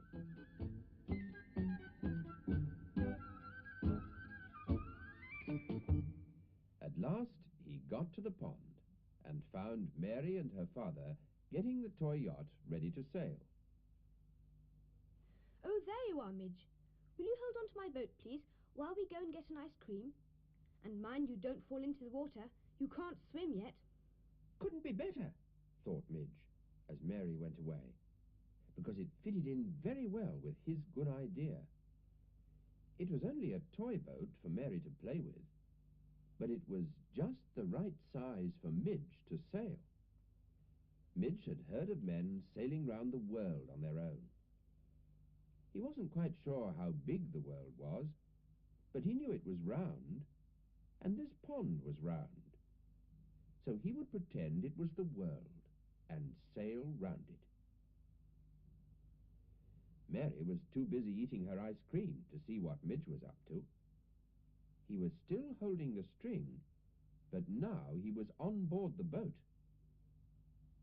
Yes, he would take his flute. Sailors like to play music in their spare time. How you doing? Everything aboard and shipshape. Then the wind started to blow, and the boat began to move.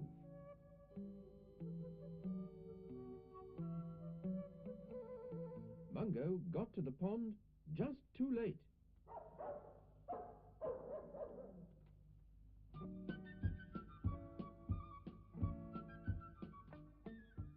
Midge watched Mungo getting smaller and smaller as the boat sailed further and further away. It was very exciting to see the sail full of wind and to feel the boat moving through the water. This is the life for me, and it's no good Mungo barking at me. Midge sailed round the pond. He was very happy. The sun was shining. The only sound he could hear was the boat going through the water and the noise of the wind through the sail. "Quack, quack, quack," said a duck as she swam past. "Quack, quack to you," said Midge, rather rudely. He felt very pleased with himself and very proud because he was sailing the boat all alone. But then suddenly he noticed that he wasn't moving anymore. The wind had stopped, and so had the boat. Midge wasn't quite sure what to do now. There was no wind to blow him along. He couldn't stay forever on the pond. He'd forgotten to bring any food with him, and he couldn't swim.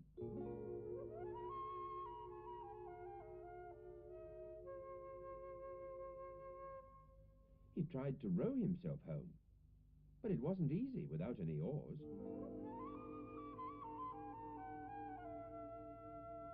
He could use his flute as an oar, but he didn't want to get his flute wet any more than he wanted to get himself wet. Then he had another idea. This one was much better. He would play his flute. Close all of these because I don't really need them at the He moment. knew dogs could hear better than people. Perhaps Mungo would hear him. Midge had sailed so far away that Mungo could only just see the boat. But What was that? That silly mouse has got stuck in the water. I suppose I'll have to rescue him. Oh, the water's cold.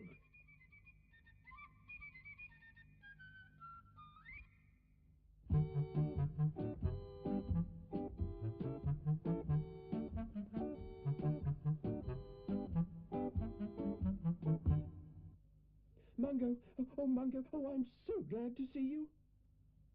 Throw me that string and I'll pull you back to shore.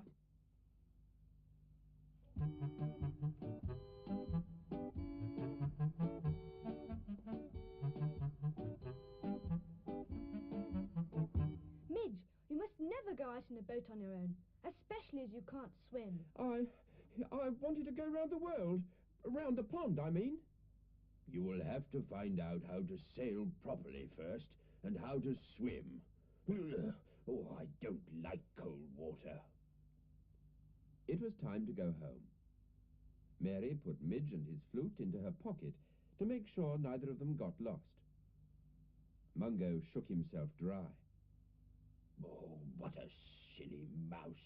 He doesn't even know how big the world is. When they got home, Mary and Mungo showed Midge a book about the world. It had pictures of all the countries and all the seas. When Midge saw how much sea there was, he thought he ought to learn to swim straight away.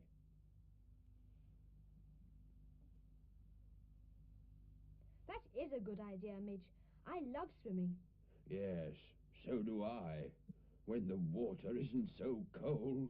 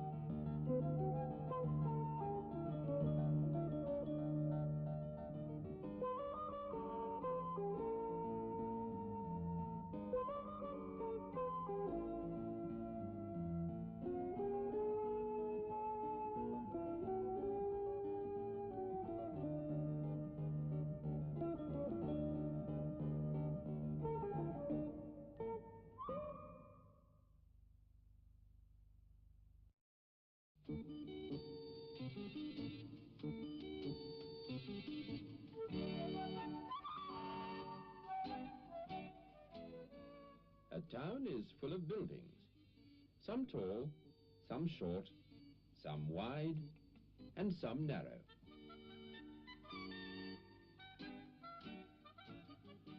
The buildings are flats and houses and factories and shops. They're built in streets. The streets have cars and buses and lorries driving along them.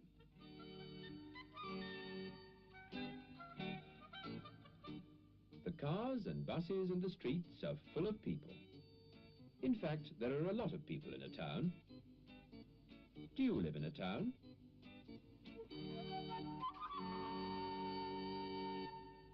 Mary, Mungo, and Midge live in this town. They live with Mary's mother and father in this tall block of flats. They live right at the top.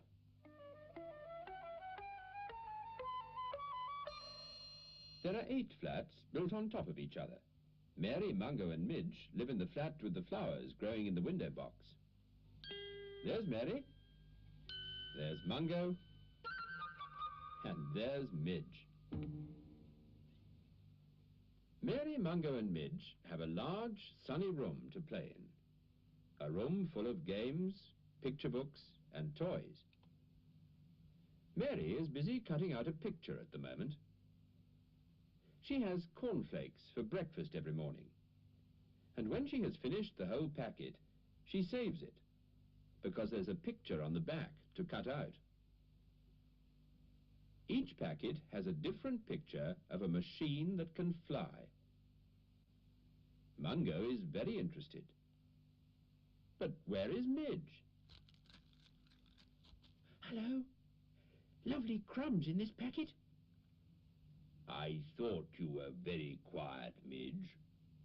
But you must get out of the packet because Mary wants to cut out the picture. And I don't want to cut off your tail as well, by mistake.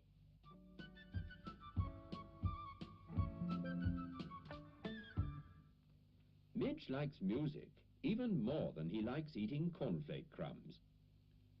He likes music so much that he's learnt to play a flute. But he can still only play one tune. He's ready to start.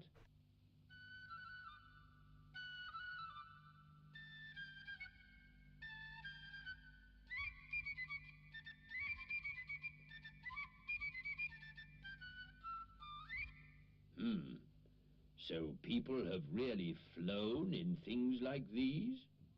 What things? A long, long time ago, before there were any aeroplanes, there were balloons, like this, that took people for a ride in the sky. The people stood in the basket underneath, and the balloon took them up into the air. It floated across and then landed. What's that? That's called an airship. Airships were used a long time ago. They had propellers to drive them along, and some of them could carry quite a lot of people. And this is the sort of aeroplane that was used many years ago. Look, Max and Oliver Sherman, you can welcome to see the stream. How you pilot doing? sitting there. And the plane had two wings, one on top of the other. I would rather have a ride in the balloon. It looks nice and round and fat, rather like Mungo. Now, boys. I'd like to go in a jet. Look.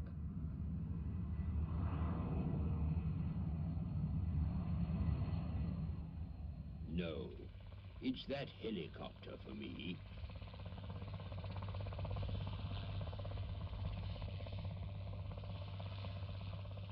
But they didn't have a balloon or any sort of aeroplane. Mary did have a kite, though, and her father was going to take them to the park to fly it. Hurry up and get ready, Mary. As they live in a flat right at the top of the building, they go down to the street by lift. They have a special way of doing it.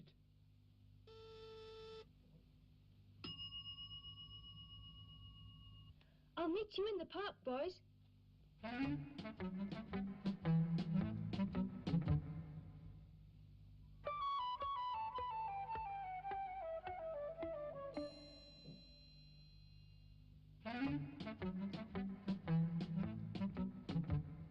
We must remember to make sure the lift door is shut. But as usual, Midge was in too much of a hurry. He was running through the grass and the flowers on his way to the park.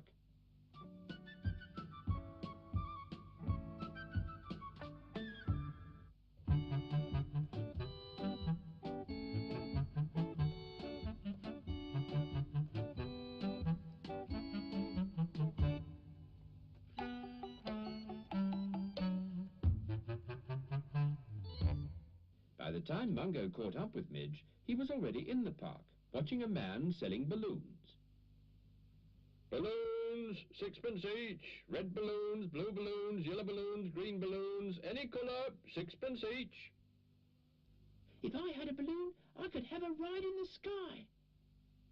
No, you couldn't. These are only toy balloons. And anyway, there's no basket underneath for you to get into. Mary soon arrived with her kite. Her father told her to hold tightly onto the string and run. Then the wind would lift the kite into the sky. Mungo and Midge watched her.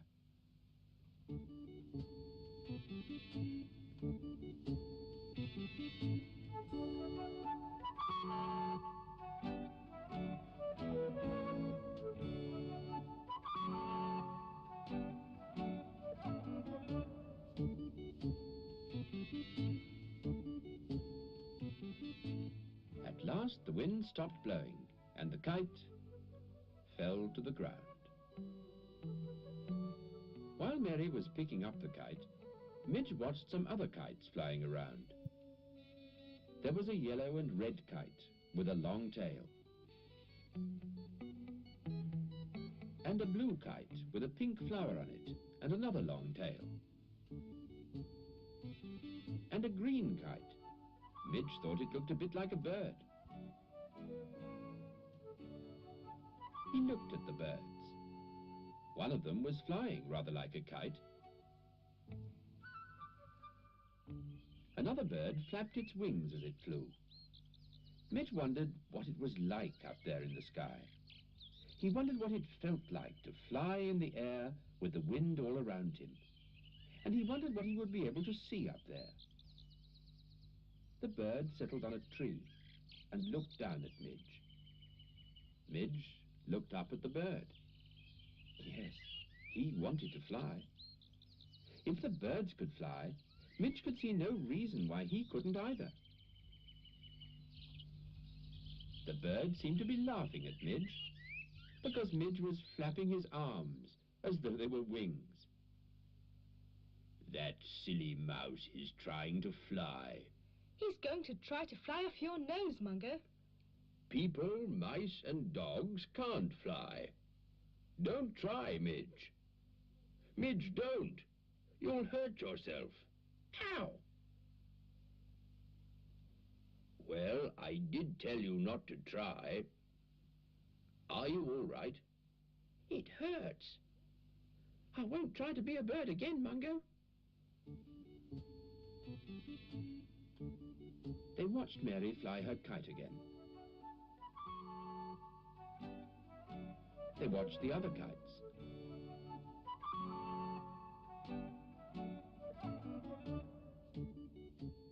They watched the aeroplanes high up in the sky. And they watched the birds flying. And Midge still wanted to fly. But now he knew he couldn't fly by himself. Then he saw something that gave him an idea.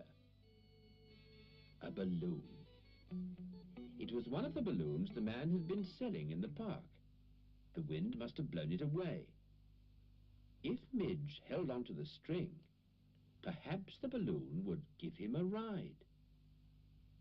No one was watching. Mary and Mungo were much too busy. Midge held onto the string of the balloon, and then he felt himself going up and up and up and up. He looked down, and he saw Mary and Mungo getting further and further away. He flew past Mary's kite, past some birds, and over some trees. Midge felt very pleased with himself. He was just thinking what fun he would have telling Mary and Mungo all about it when it happened. The balloon burst. Midge dropped down out of the sky and landed in a bird's nest full of baby birds. Good morning, birds. I'm Midge, the famous flying mouse. I just dropped in to see how you were getting on. But the birds only chirped louder. Then Midge looked up and saw that the mother bird had arrived. She looked rather cross with Midge. Yes, well, now I think I'd better be going. Goodbye, birds. Midge ran away along a branch. Careful now. Watch your step. Oops.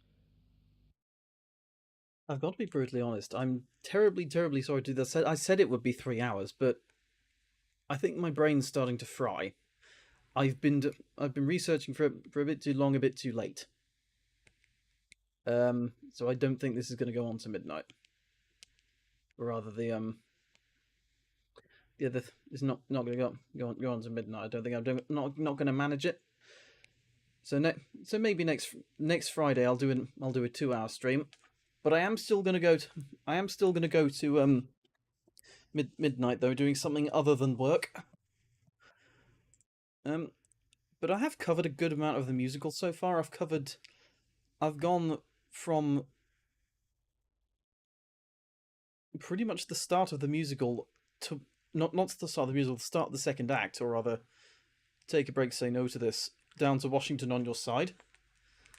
So I think I've done quite well this time. It's just my critical thinking skill is starting to wane with the time.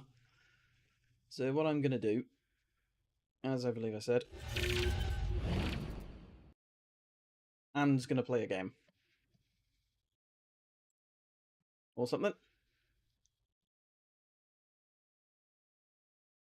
I'll just close that. What have I got on me? Oof.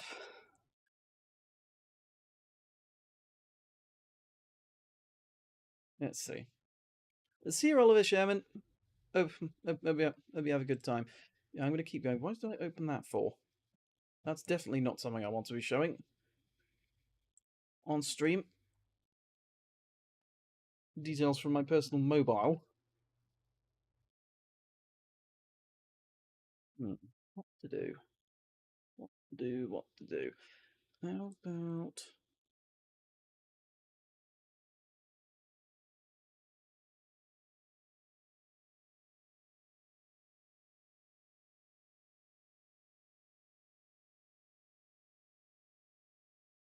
Could do a bit of AI dungeon, maybe?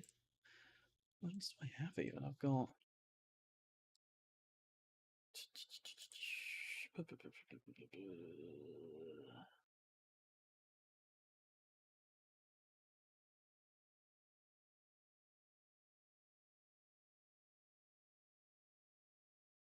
have I been playing lately?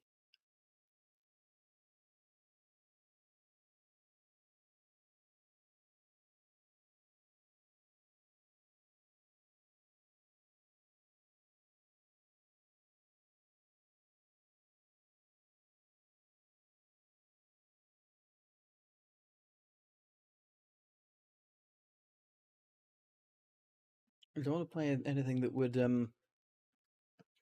Actually, you know what? Because it's tradition to do things...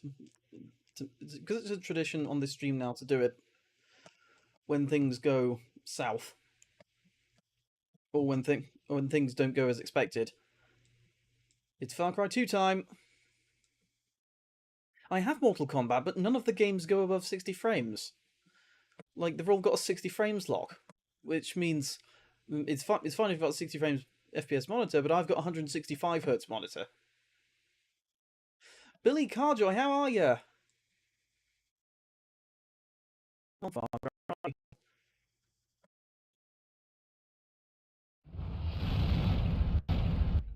Oh, Reshade's got an update.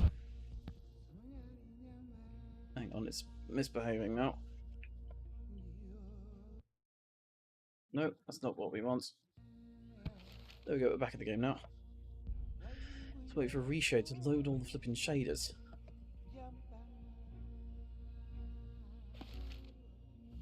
If that happens, I'll go into display. Because Far Cry 2 is weird, I have to do this every time I launch the game. Manually set the resolution. Little time over. Look at how washed out it is. You were playing New Dawn earlier. It's all right, New Dawn. Fun gameplay wise. You realise it is a Saturday, but I did do a game yesterday. I did do something yesterday. Normally I do my work streams on Fridays, but I had the TTRPG with Stubborn Zombie yesterday, so I was doing my work stream today anyway. Libertad, Jodito! Not gonna lie, my favourite is Chicharron from Far Cry 6. He's my favourite amigo from Far Cry 6, Chicharron. I love him. whereabouts was I in Far Cry 2? You got your haircut. Cool. Very cool.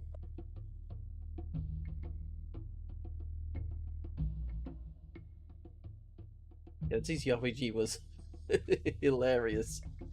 Remind me next week. The next week's work stream needs to be 2 hours. Because I said I would do 3 hours this time. And I've only gone on to 2. Whoops. That's not what we want to do. Not at all.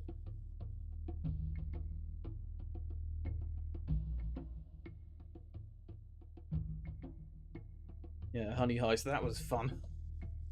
You're going to try and write it up? As I've been sort of expecting you to do. Oh yeah, I was in the middle of a mission, wasn't I?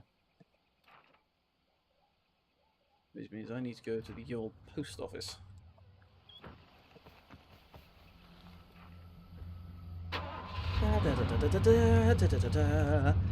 I guess I'm just going to have to go this way for the moment.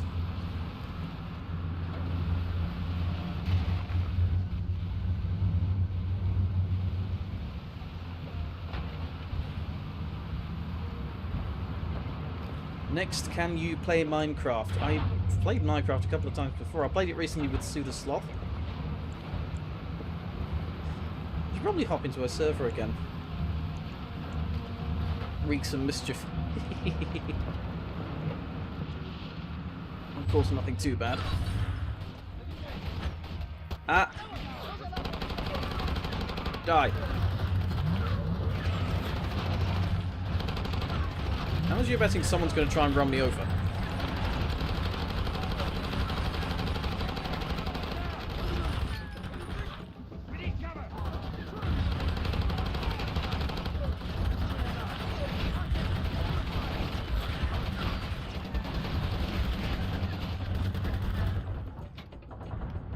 Why go through all that trouble when you could just drink a bottle of water and stab yourself? Ah! I have ammo. Take that, you bastard.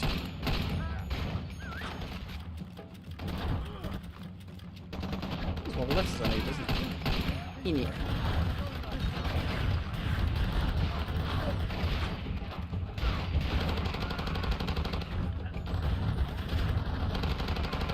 How is he still alive? I shot him several times. I'm pretty certain. You don't understand TTRPGs. Well...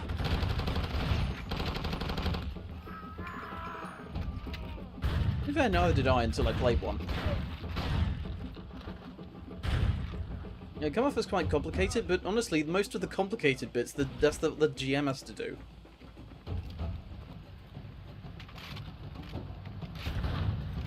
And typically, the GM will be somebody who knows a lot about the game already.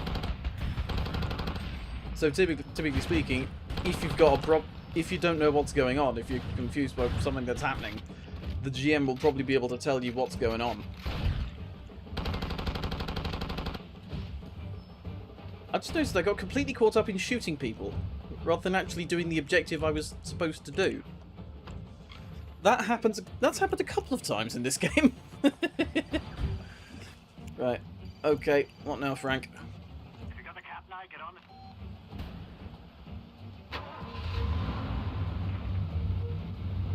Am I stuck? I think I might be slightly stuck.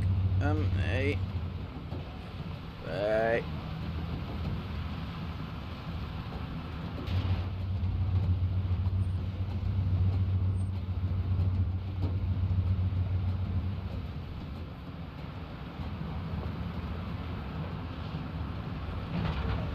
Whoa!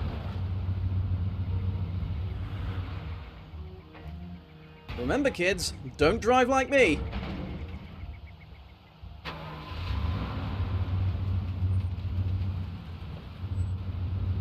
Who's this swivel defender?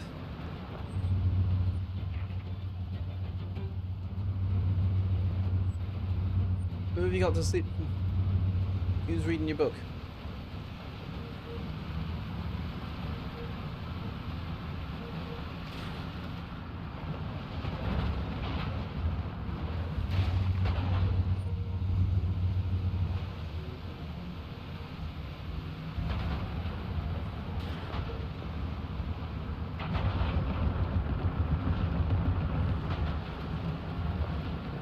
Time to go blow shit up, I guess.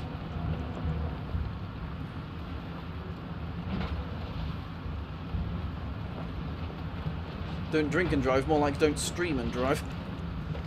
Do not get into any vehicle which I am driving.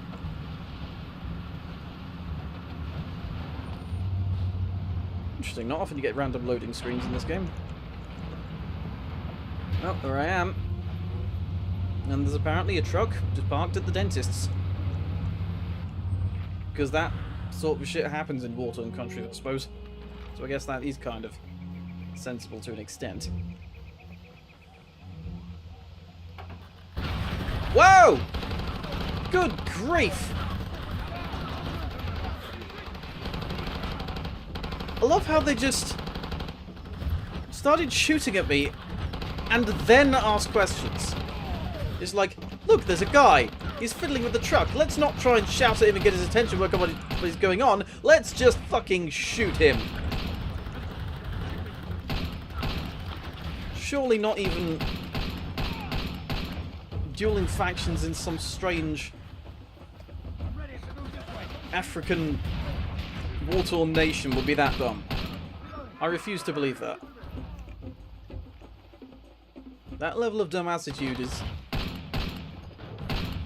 it's kind of silly, to be honest.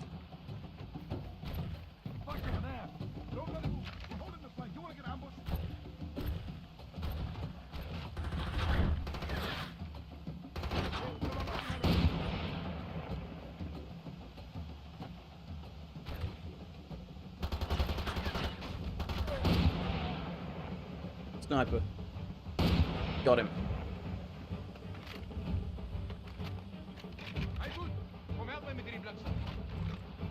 Max, who are you telling to stop what? I'm confused.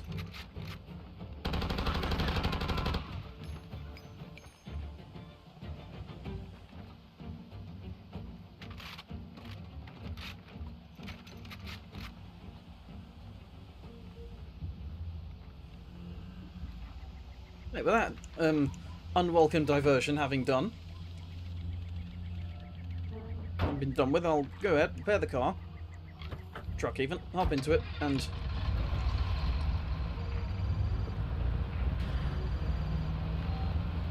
I'm in the garage. We await your arrival, my liege. Remember, slow and low, alright?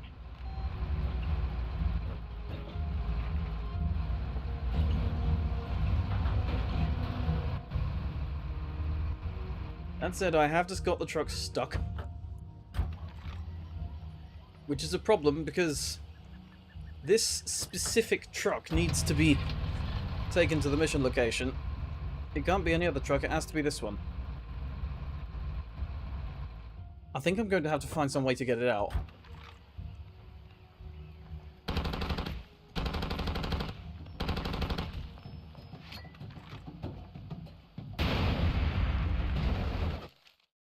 Well, that was stupid.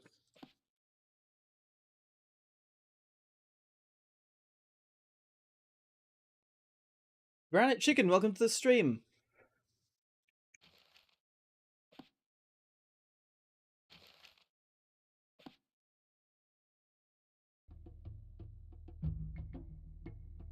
Right, let's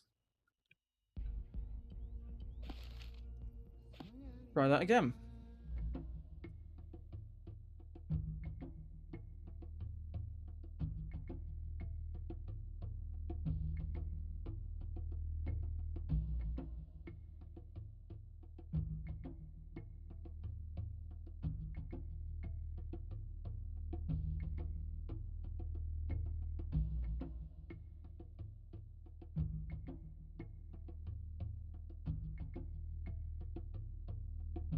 To be fair, there was method to my madness. I was trying to shift it from the position it had glitched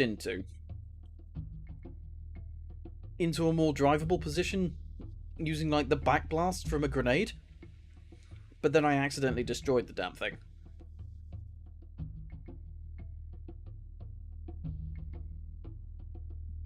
I'm an idiot.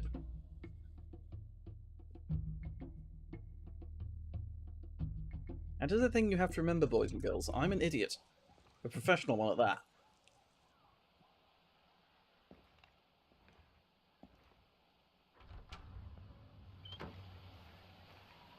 Oh.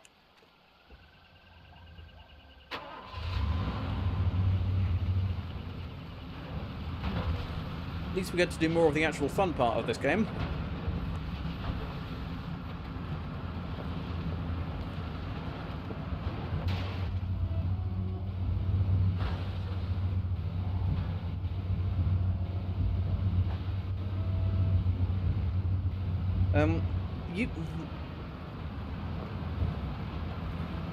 The only pets I or my family have ever had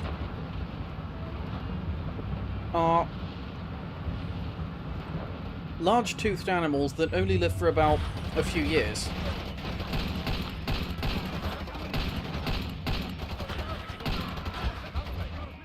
My sister had a rabbit, but he died eventually. I'm about to die. Oh! Let's try that again, shall we, boys and girls?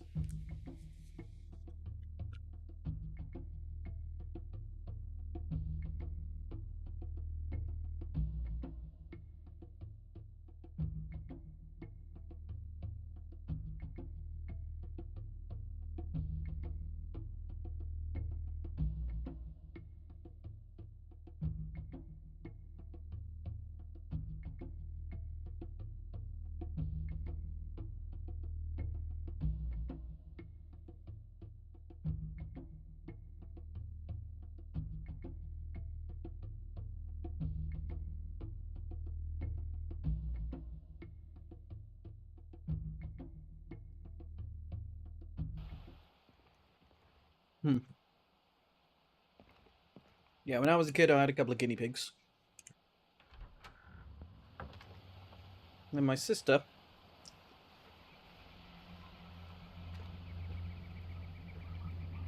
bought a couple of rabbits, but one died.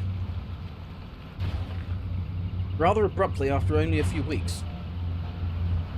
Since that point, our family basically, before my sister went out to do the rabbits, like clean them out, one of us would have to go out and check that the remaining rabbit was still alive, because it was that much of a shock that a rabbit had died the first time. Okay, this time I'm going to do this.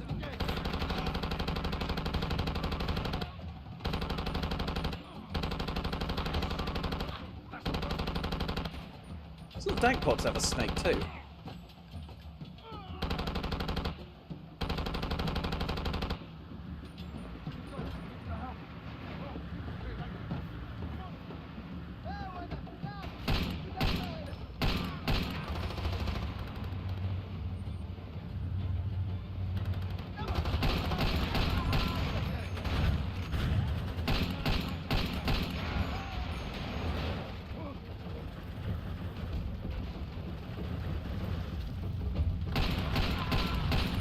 Die already.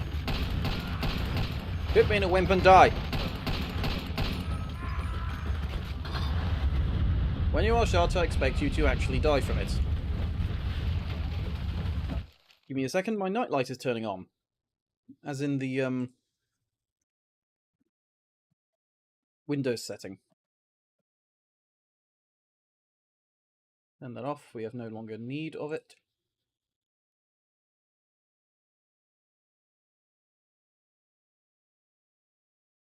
That's that. Right, now we're back.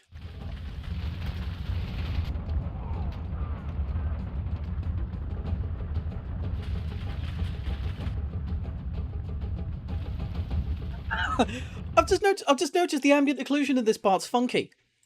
You stand in here, it's muffled. You sit out there, you set like a toe out of the door. It just immediately unmuffles.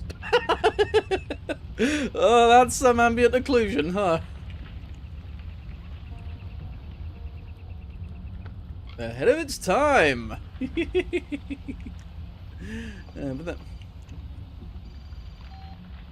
If you got the cap now, get on the truck and fix the fucking thing.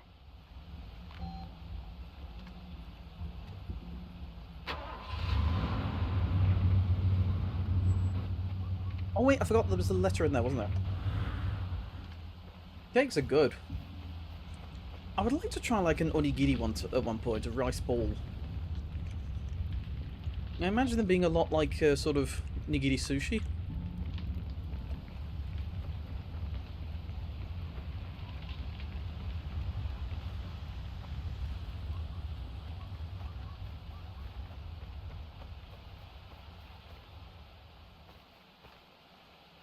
I know that Japanese rice cakes are a lot different to what we call rice cakes.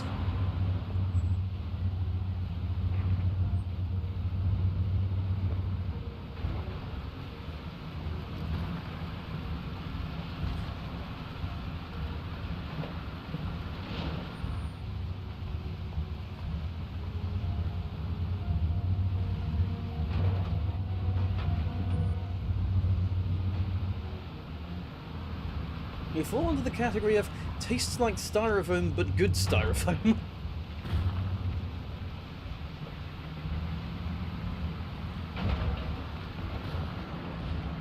Honestly, I guess I just like rice cakes because I've been eating them since I was a little kid. For some reason I like them, like, when they've been out for a few hours and they've gone slightly chewy. That's when I really fucking like them. I don't know why. It's the same with biscuits. Biscuits, I feel, are at their best when they're just slightly stale. And they're just slightly soft. Biscuits that have gone soft are really sodding nice. I'm not gonna lie.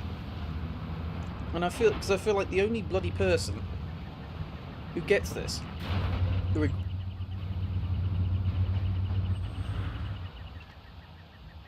it's weird, I like my biscuits soft for some reason.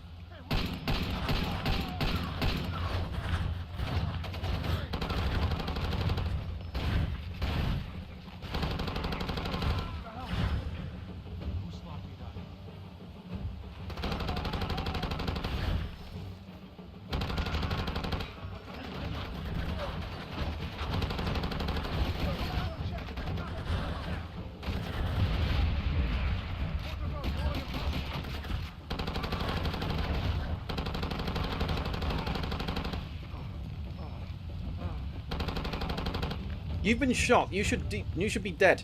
So die.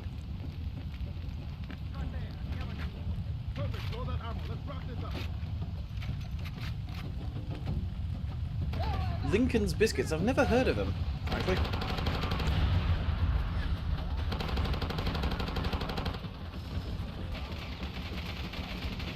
Well, there goes the ammo.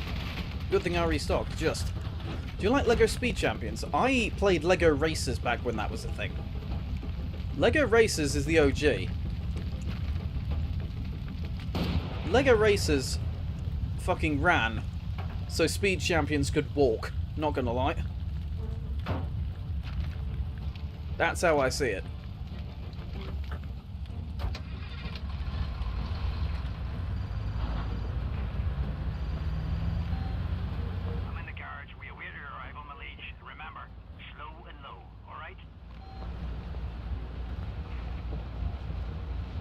Off we go.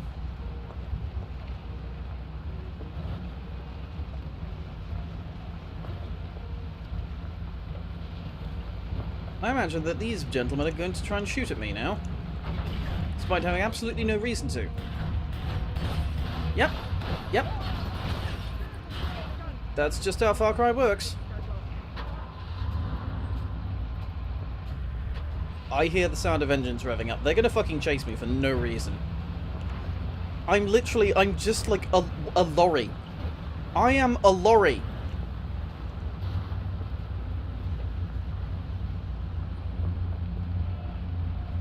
I mean the actual set's LEGO Speed Champions. Cool.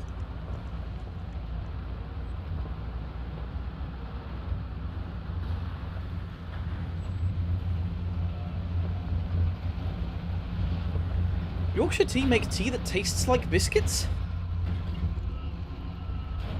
Meanwhile, I'm still confused as to what Lincoln's biscuits are. Never had them before.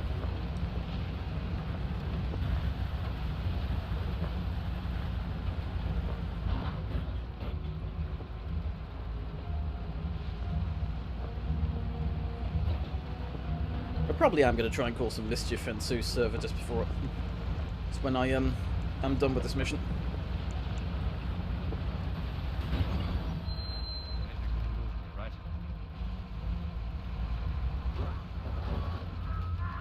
Oh, good grief. I accidentally ran someone over, which means I violated the ceasefire agreement in, Sefapane.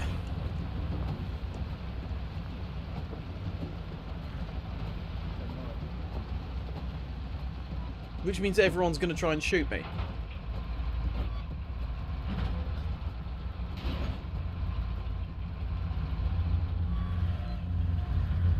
I love how this fucking tiny little flimsy fence can apparently, like,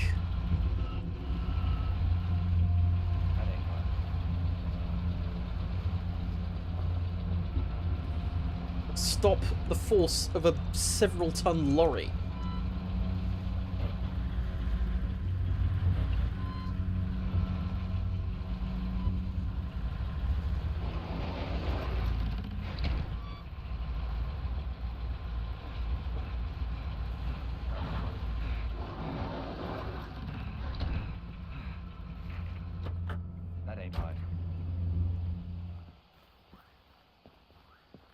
Hello, Frank the Builders. All right, we're in business.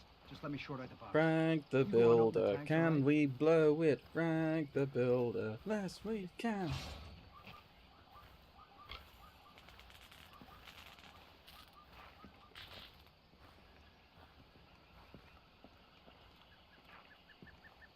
I'm not sure what I'm doing now. What was it that Frank said? What am I doing? What do you think they're doing? There's no time like the present. To do what?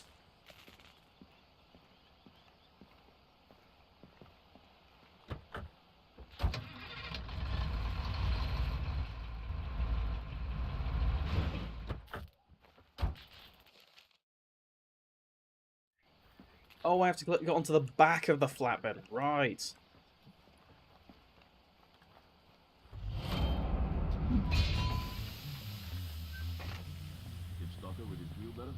What's he doing? Trying to get scares, man.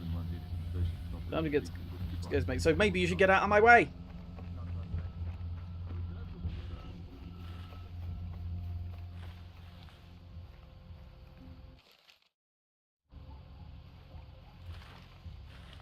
Oh wait, there's a specific cover point they wanted me to go to.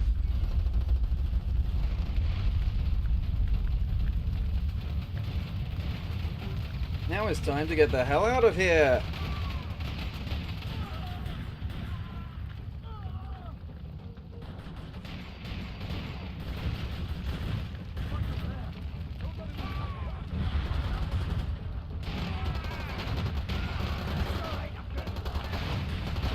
Oh, great.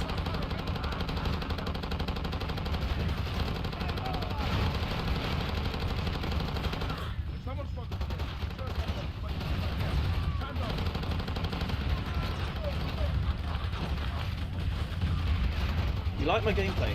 Thank you.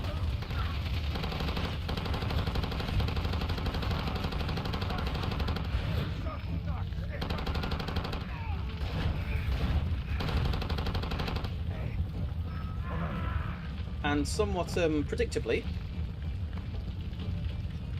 I've got to heal the man. So fucking heal the man, come on.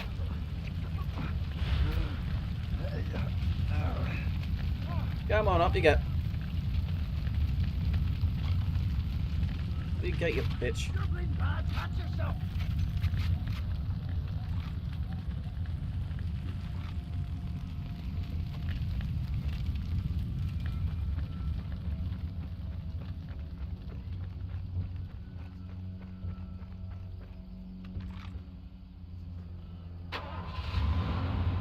Old Sefapane in flames.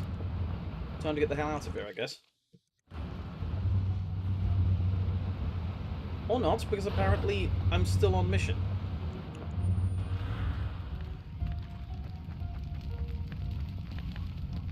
Is this going to turn into a game of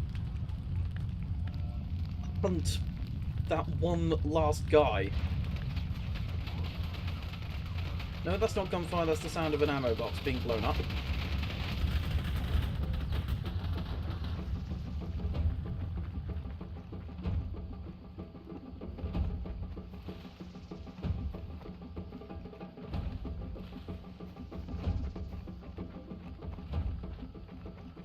Where is this fabled last guy?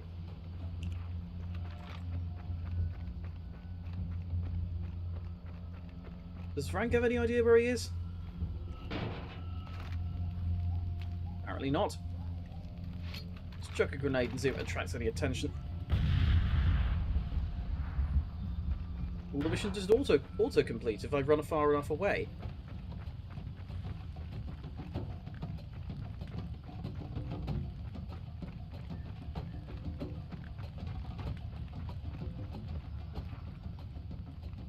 I've not left the Sevapane area yet, so hopefully. Cross this bridge and see if it auto-completes the mission when I do. Apparently I'm out of the Sevapane area now, so I've got to... You know, Frank's still alive, so... I see no reason to hang around here.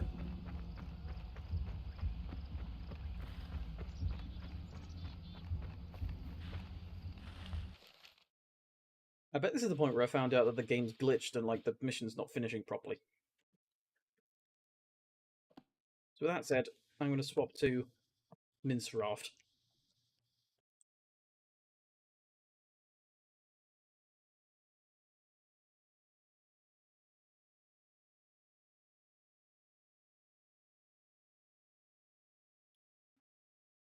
Hop into the Sue server and...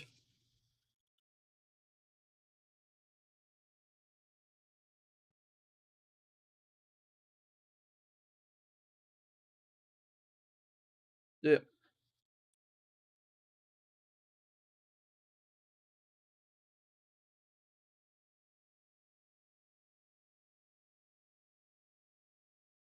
What's that?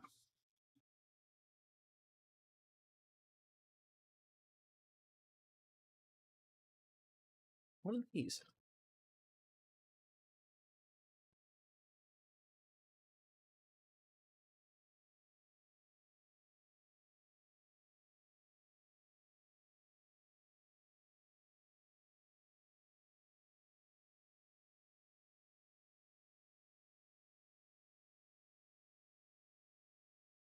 It's taking so long to prepare. So how are you guys doing? You alright? Having a good time?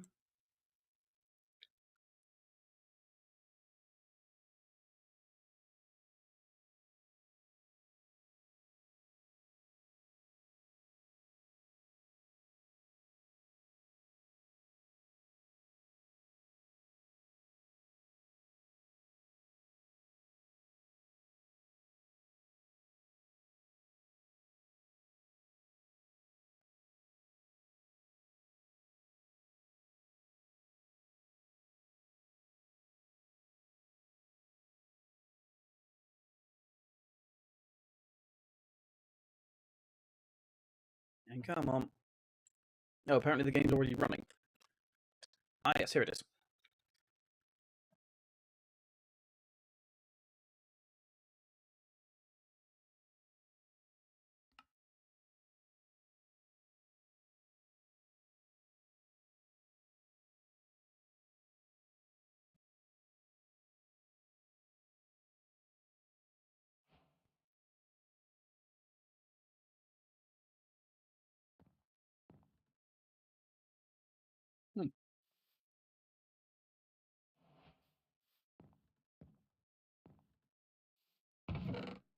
Thank you for the loots.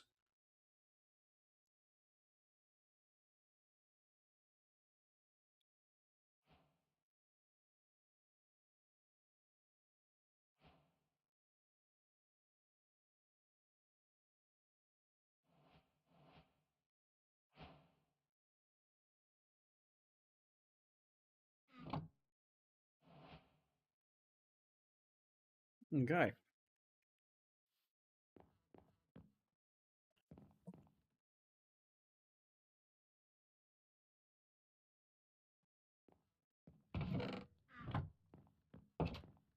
It being the case that I'm the only person in the world, and it is night,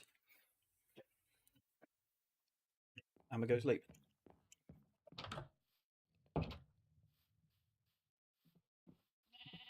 Whose house is this? Oh, it's Green Guy's. Hey, Green Guy. I is in your house. We got in your chests.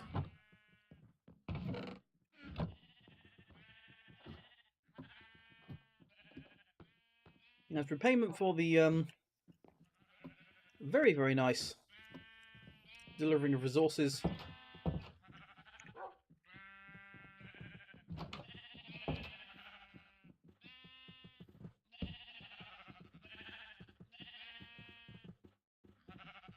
I'm going to add a sign to your house that says "Enter at your peril."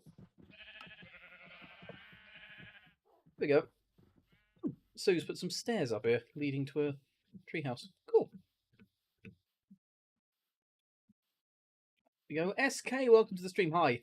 I was doing work, but I got incredibly tired, so I started doing Minecraft instead.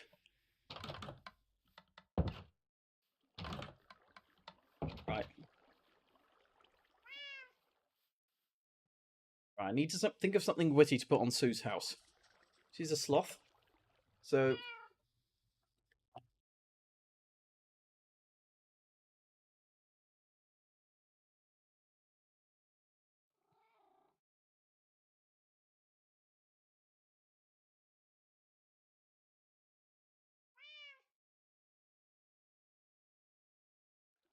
How about...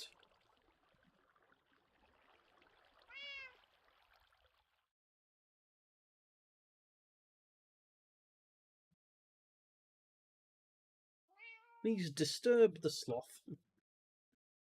No, not disturb. How about... Please... rouse the sloth in case of...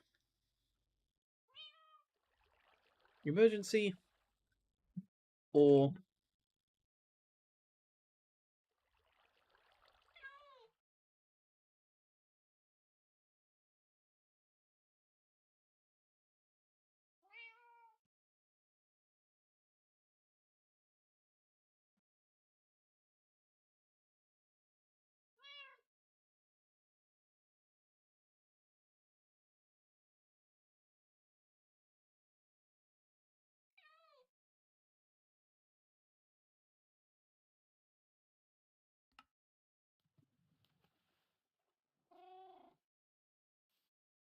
Please rouse the sloth in case of emergency, or you just want to.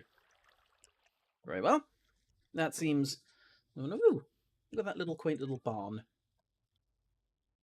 Nice, and I have a roof now. It means my house is no longer a bunker.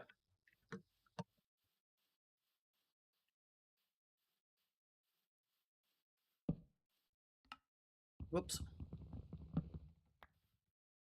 I'm gonna think. If I've got some like eaves up there, I don't need this anymore, do I? Well, I've got an attic now. Heck yeah, I'll have to make some stairs up to the attic or something. Which will probably mean moving the bed somewhere. You know what I'll do? I'll move my furnace elsewhere. I'll put it here.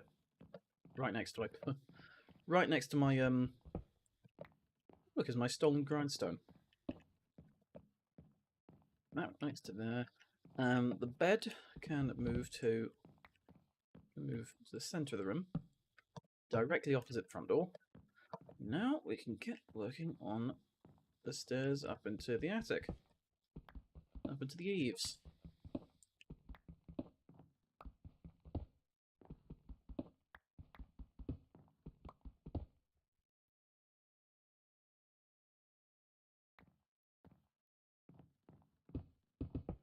There may well be stairs in your chest at Ringa, but unfortunately there's a sign outside your door saying "Do not enter" on saying "Enter at your own risk." So I don't particularly want to take that risk. I know. Bye, Rio. Have a nice time. Right, let's.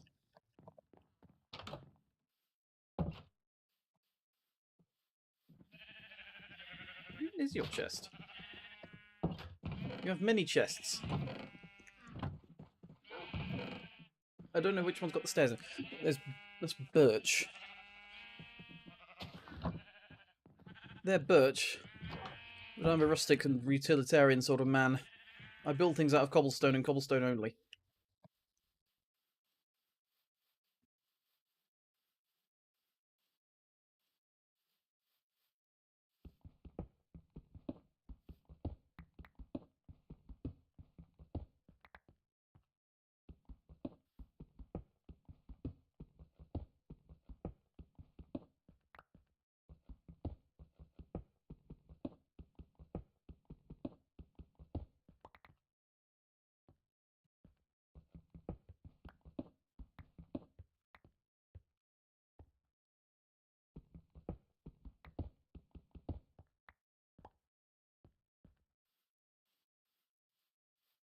The dirt tower, okay.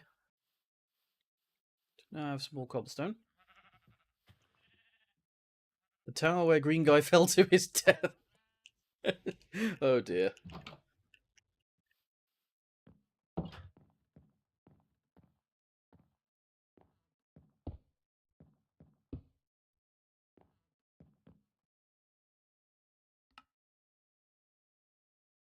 I'm needing cobble stairs. Works for me. Good grief, how many blocks do you need for one set of stairs? My.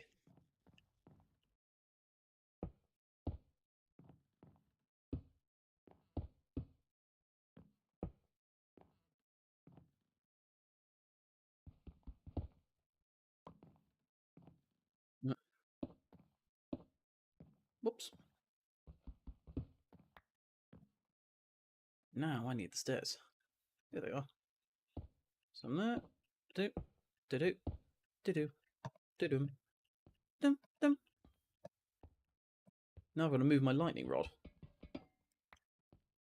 Because it's no longer up there. Right, time to move my lightning rod. It's going to need another dirt tower.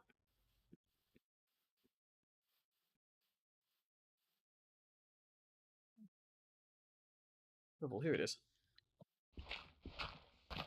Oops, wait, no, I just realised I'm breaking the, No, I'm not breaking the stairs, actually. I thought I was breaking the stairs. I wasn't. I am what is known in the trade as a very silly and stupid person.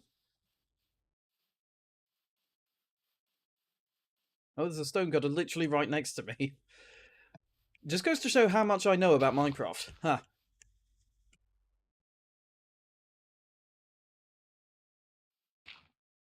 I'm what you call a dumbass. And I've got a lightning rod right there. Not for any particular reason, it just looks nice. Though for some reason it's floating. Why is my lightning rod floating? It's weirding me out. Ah, that looks more sensible. If a little off-center, but hey. Better than having a weird floating lightning rod atop your house.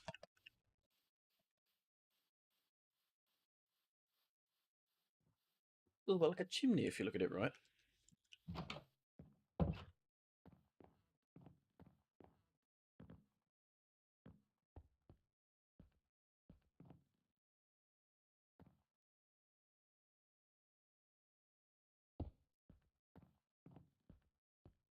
Well, that looks kind of.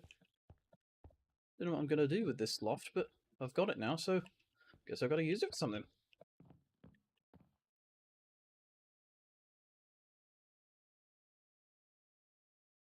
Yeah, and I fucking could have, couldn't I? I'm an enormous idiot. Right, got to put ingots, which I'll put in there. Bone.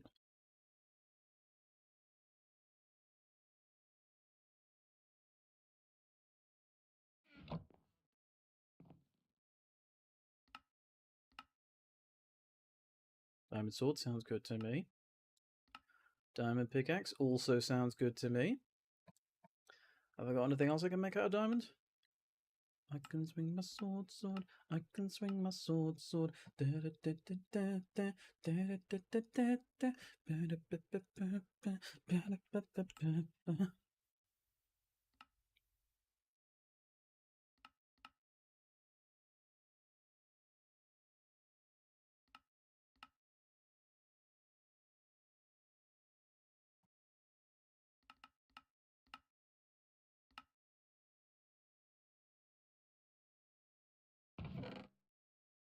I've only got like 2 jungle planks though.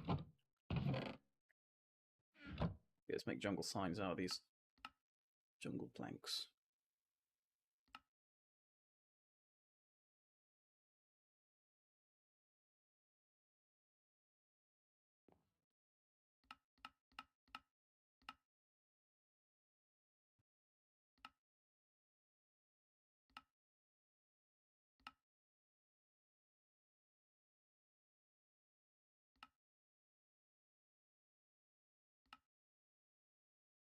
Wait, I don't have enough.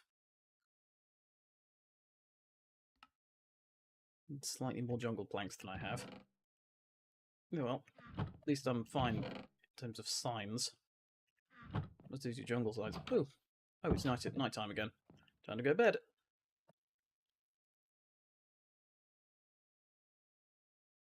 I can make a full set of iron armor apparently. Okay. That said, I do have a gold chest plate, so might as well use that. Time to wrap myself in tinfoil, boys and girls.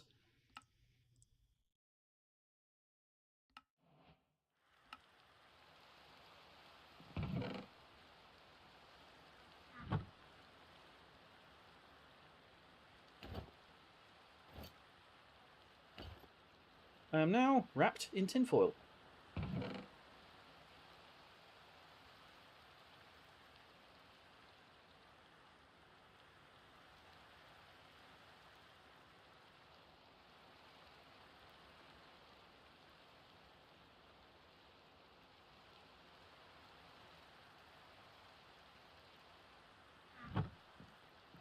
Now time to go to...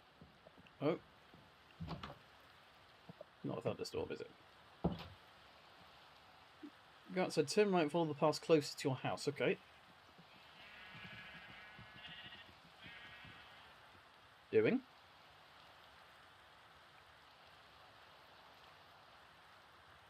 Well, we got another portal. Nice. What's this?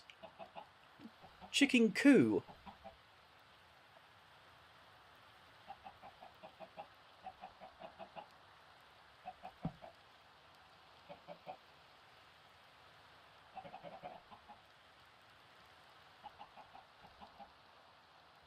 If it's a chicken coo, what are they overthrowing?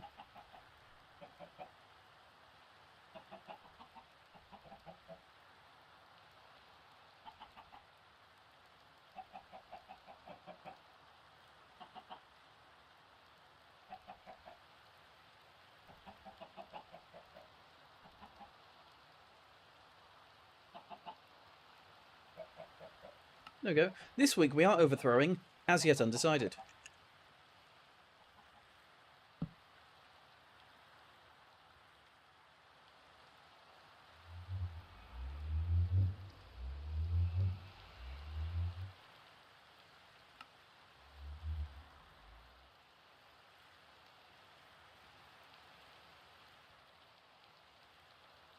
I don't know how to do Minecraft pets. Is this it? Is this the pumpkins and sugarcane and things? Oh. This is everything I need to make pies. Lovely. Then pies shall be made.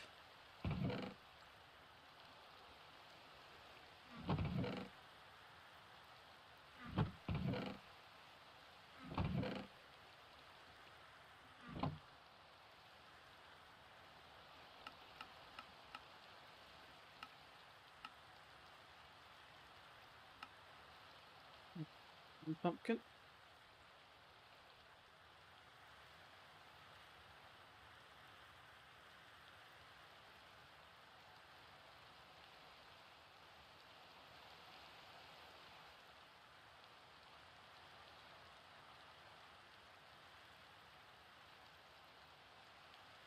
I'm out of eggs now, so thank you very much, Green Guy, for your help. Oh, the chicken barns for eggs, okay. Chicken coo, in other words. The chicken coo. I love that. I'm gonna get... How many eggs did I get there? Like 1.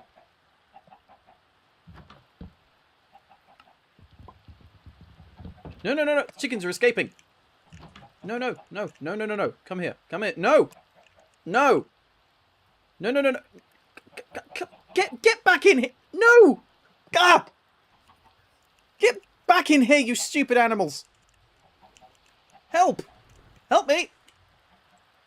I'm losing the chickens! Hey, come here, come here. Come here, come here. I've lost them all. I've lost all the chickens. Chickens are loose. They've started their coup. The chickens have started their coup. They are loose. They intend to overthrow the city.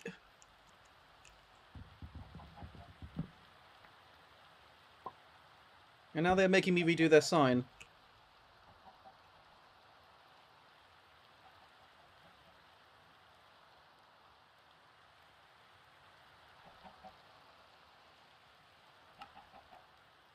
Okay, one of them's defected at least. I can at least steal their eggs. I shall keep him safely locked in there.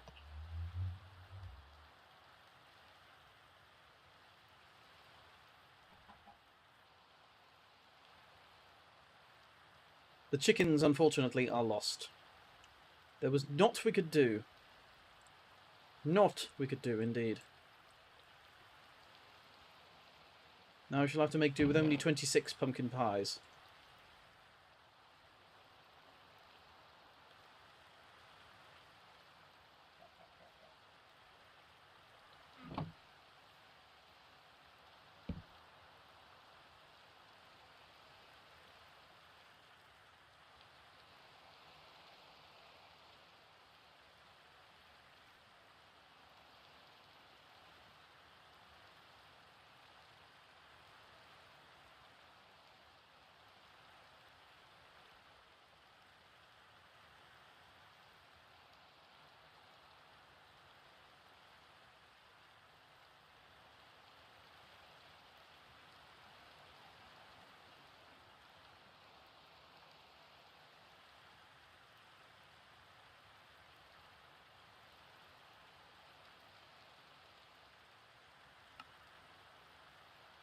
Egg shortage due to chicken resolute.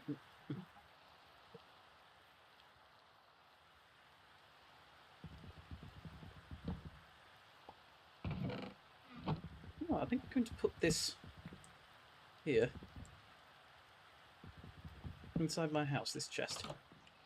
So I'm probably going to need another chest quite soon. Oh, you know what? I could put any further chests up in my attic.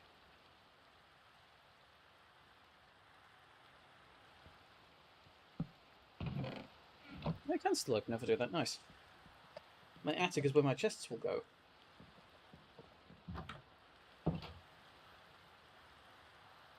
Might need to build a if I... Ooh, that's a good point. If I had some glass, I could build a conservatory.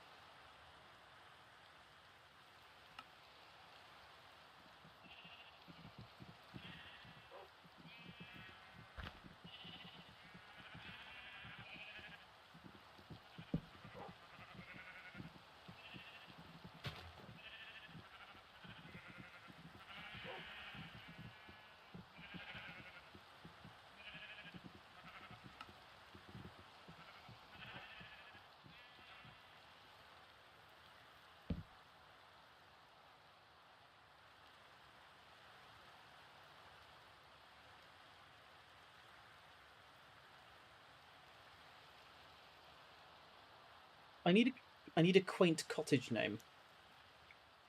I need a quaint name for my cottage, chat. You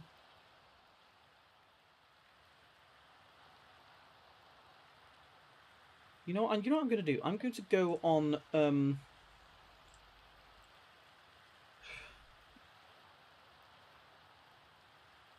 going to go on to whatever it was called. What's it called? Infokit, that's what it's called. And have it generate some names for a... Let me see.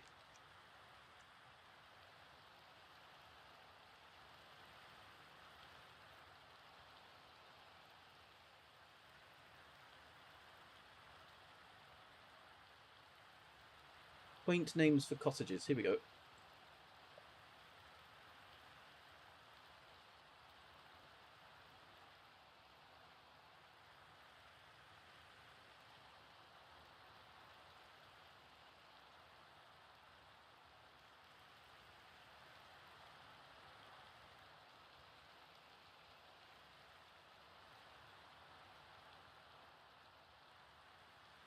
Give it some more... Let me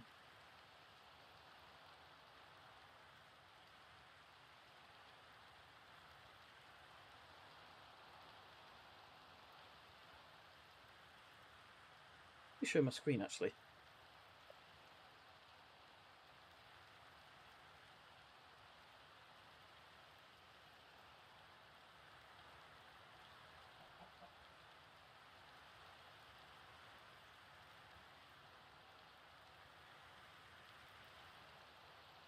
Okay. What's it going to generate for us? Snowshoe cabin. It's giving us a few. The Ponderosa, whatever the heck that is. Keep going.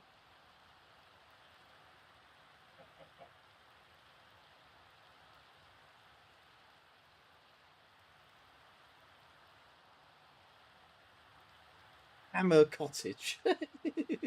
Good grief. It's given me some inspiration for sure, so let's go with...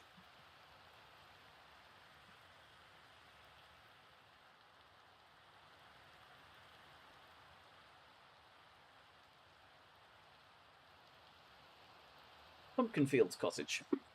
Sounds like a nice name. And with a good day of work done, let's go sleep again.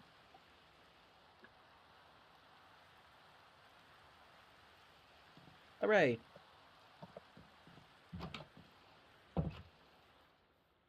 Been through the night though, didn't it?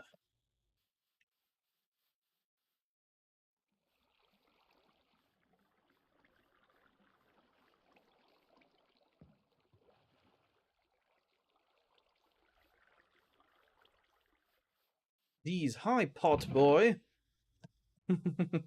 Hello Dees, how you doing? Oh, I need to eat something. I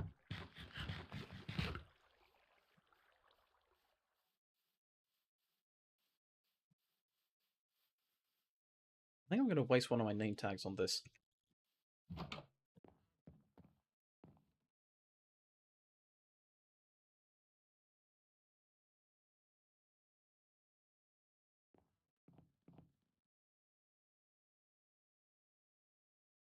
How do name tags work? Next work? Do you do them with the your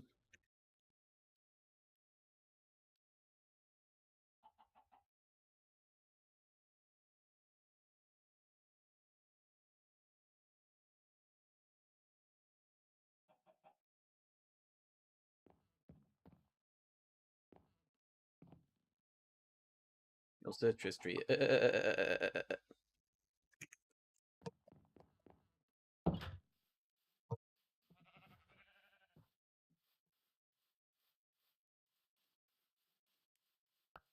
Ooh, there's an egg.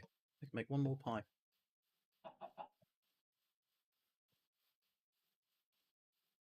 Oh, I use an anvil, okay.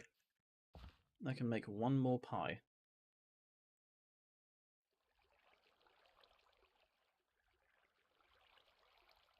One singular pie, which I shall hold for myself.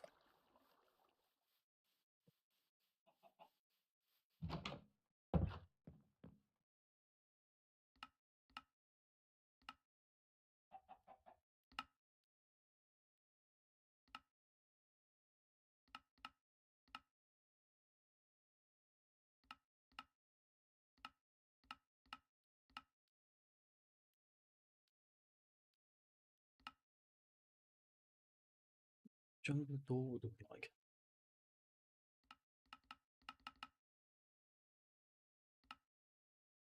I don't have enough jungle planks for it though. I do have a lot of jungle logs, so guess I could make one. Oh, let's hook me up with a jungle door. This will look nice, hopefully.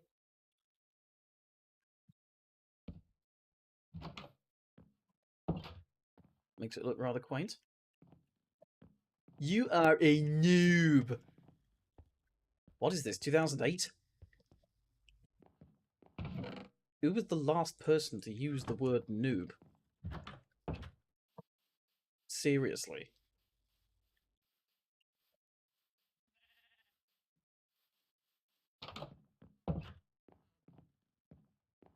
In any case, it's nearly midnight, so I think I might... Oh gosh, I've crafted more doors than I needed.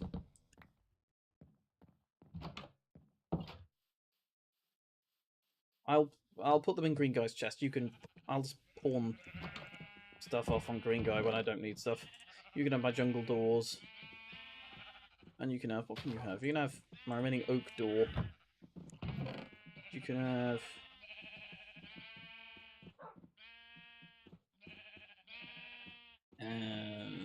that grass block. That's yours now. Didn't I have a spare spyglass? I've forgotten. Boing, boing, boing.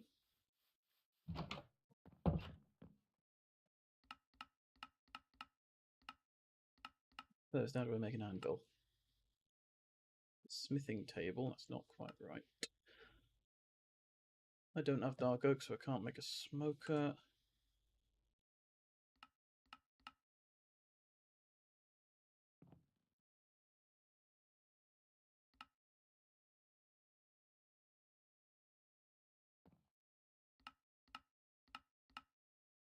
I suspect I might need more iron than I've got. Actually, wait, no, hang on.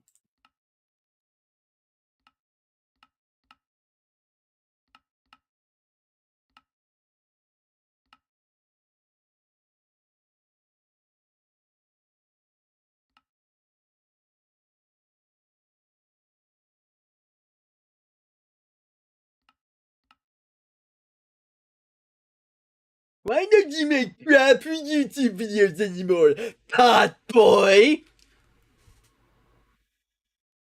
Why don't you make YouTube videos at all? I just spent 2 hours researching and writing for possibly the biggest YouTube video I have ever made.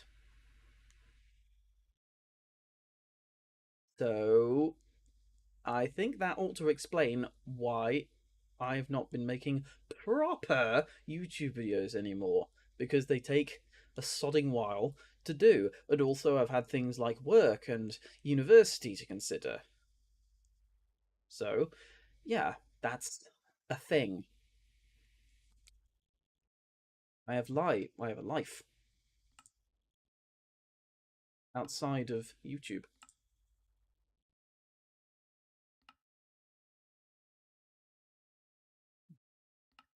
Anvil. Suppose I can worry about that later, because it's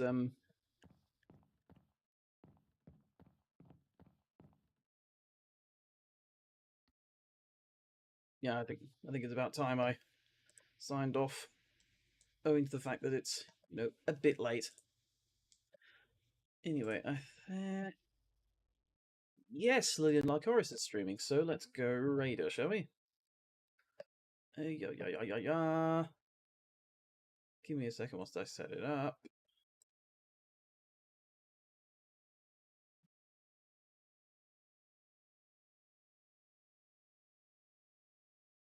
Yep,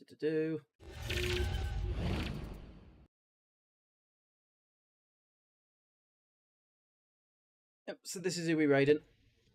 Let's give Lillian a nice surprise, shall we? The good productive stream, even if it didn't last that long, as long as I thought it would. Next Friday I'll do another 2-hour stream. Where's the pillow, mattress boy? I don't need one. I'm comfy enough.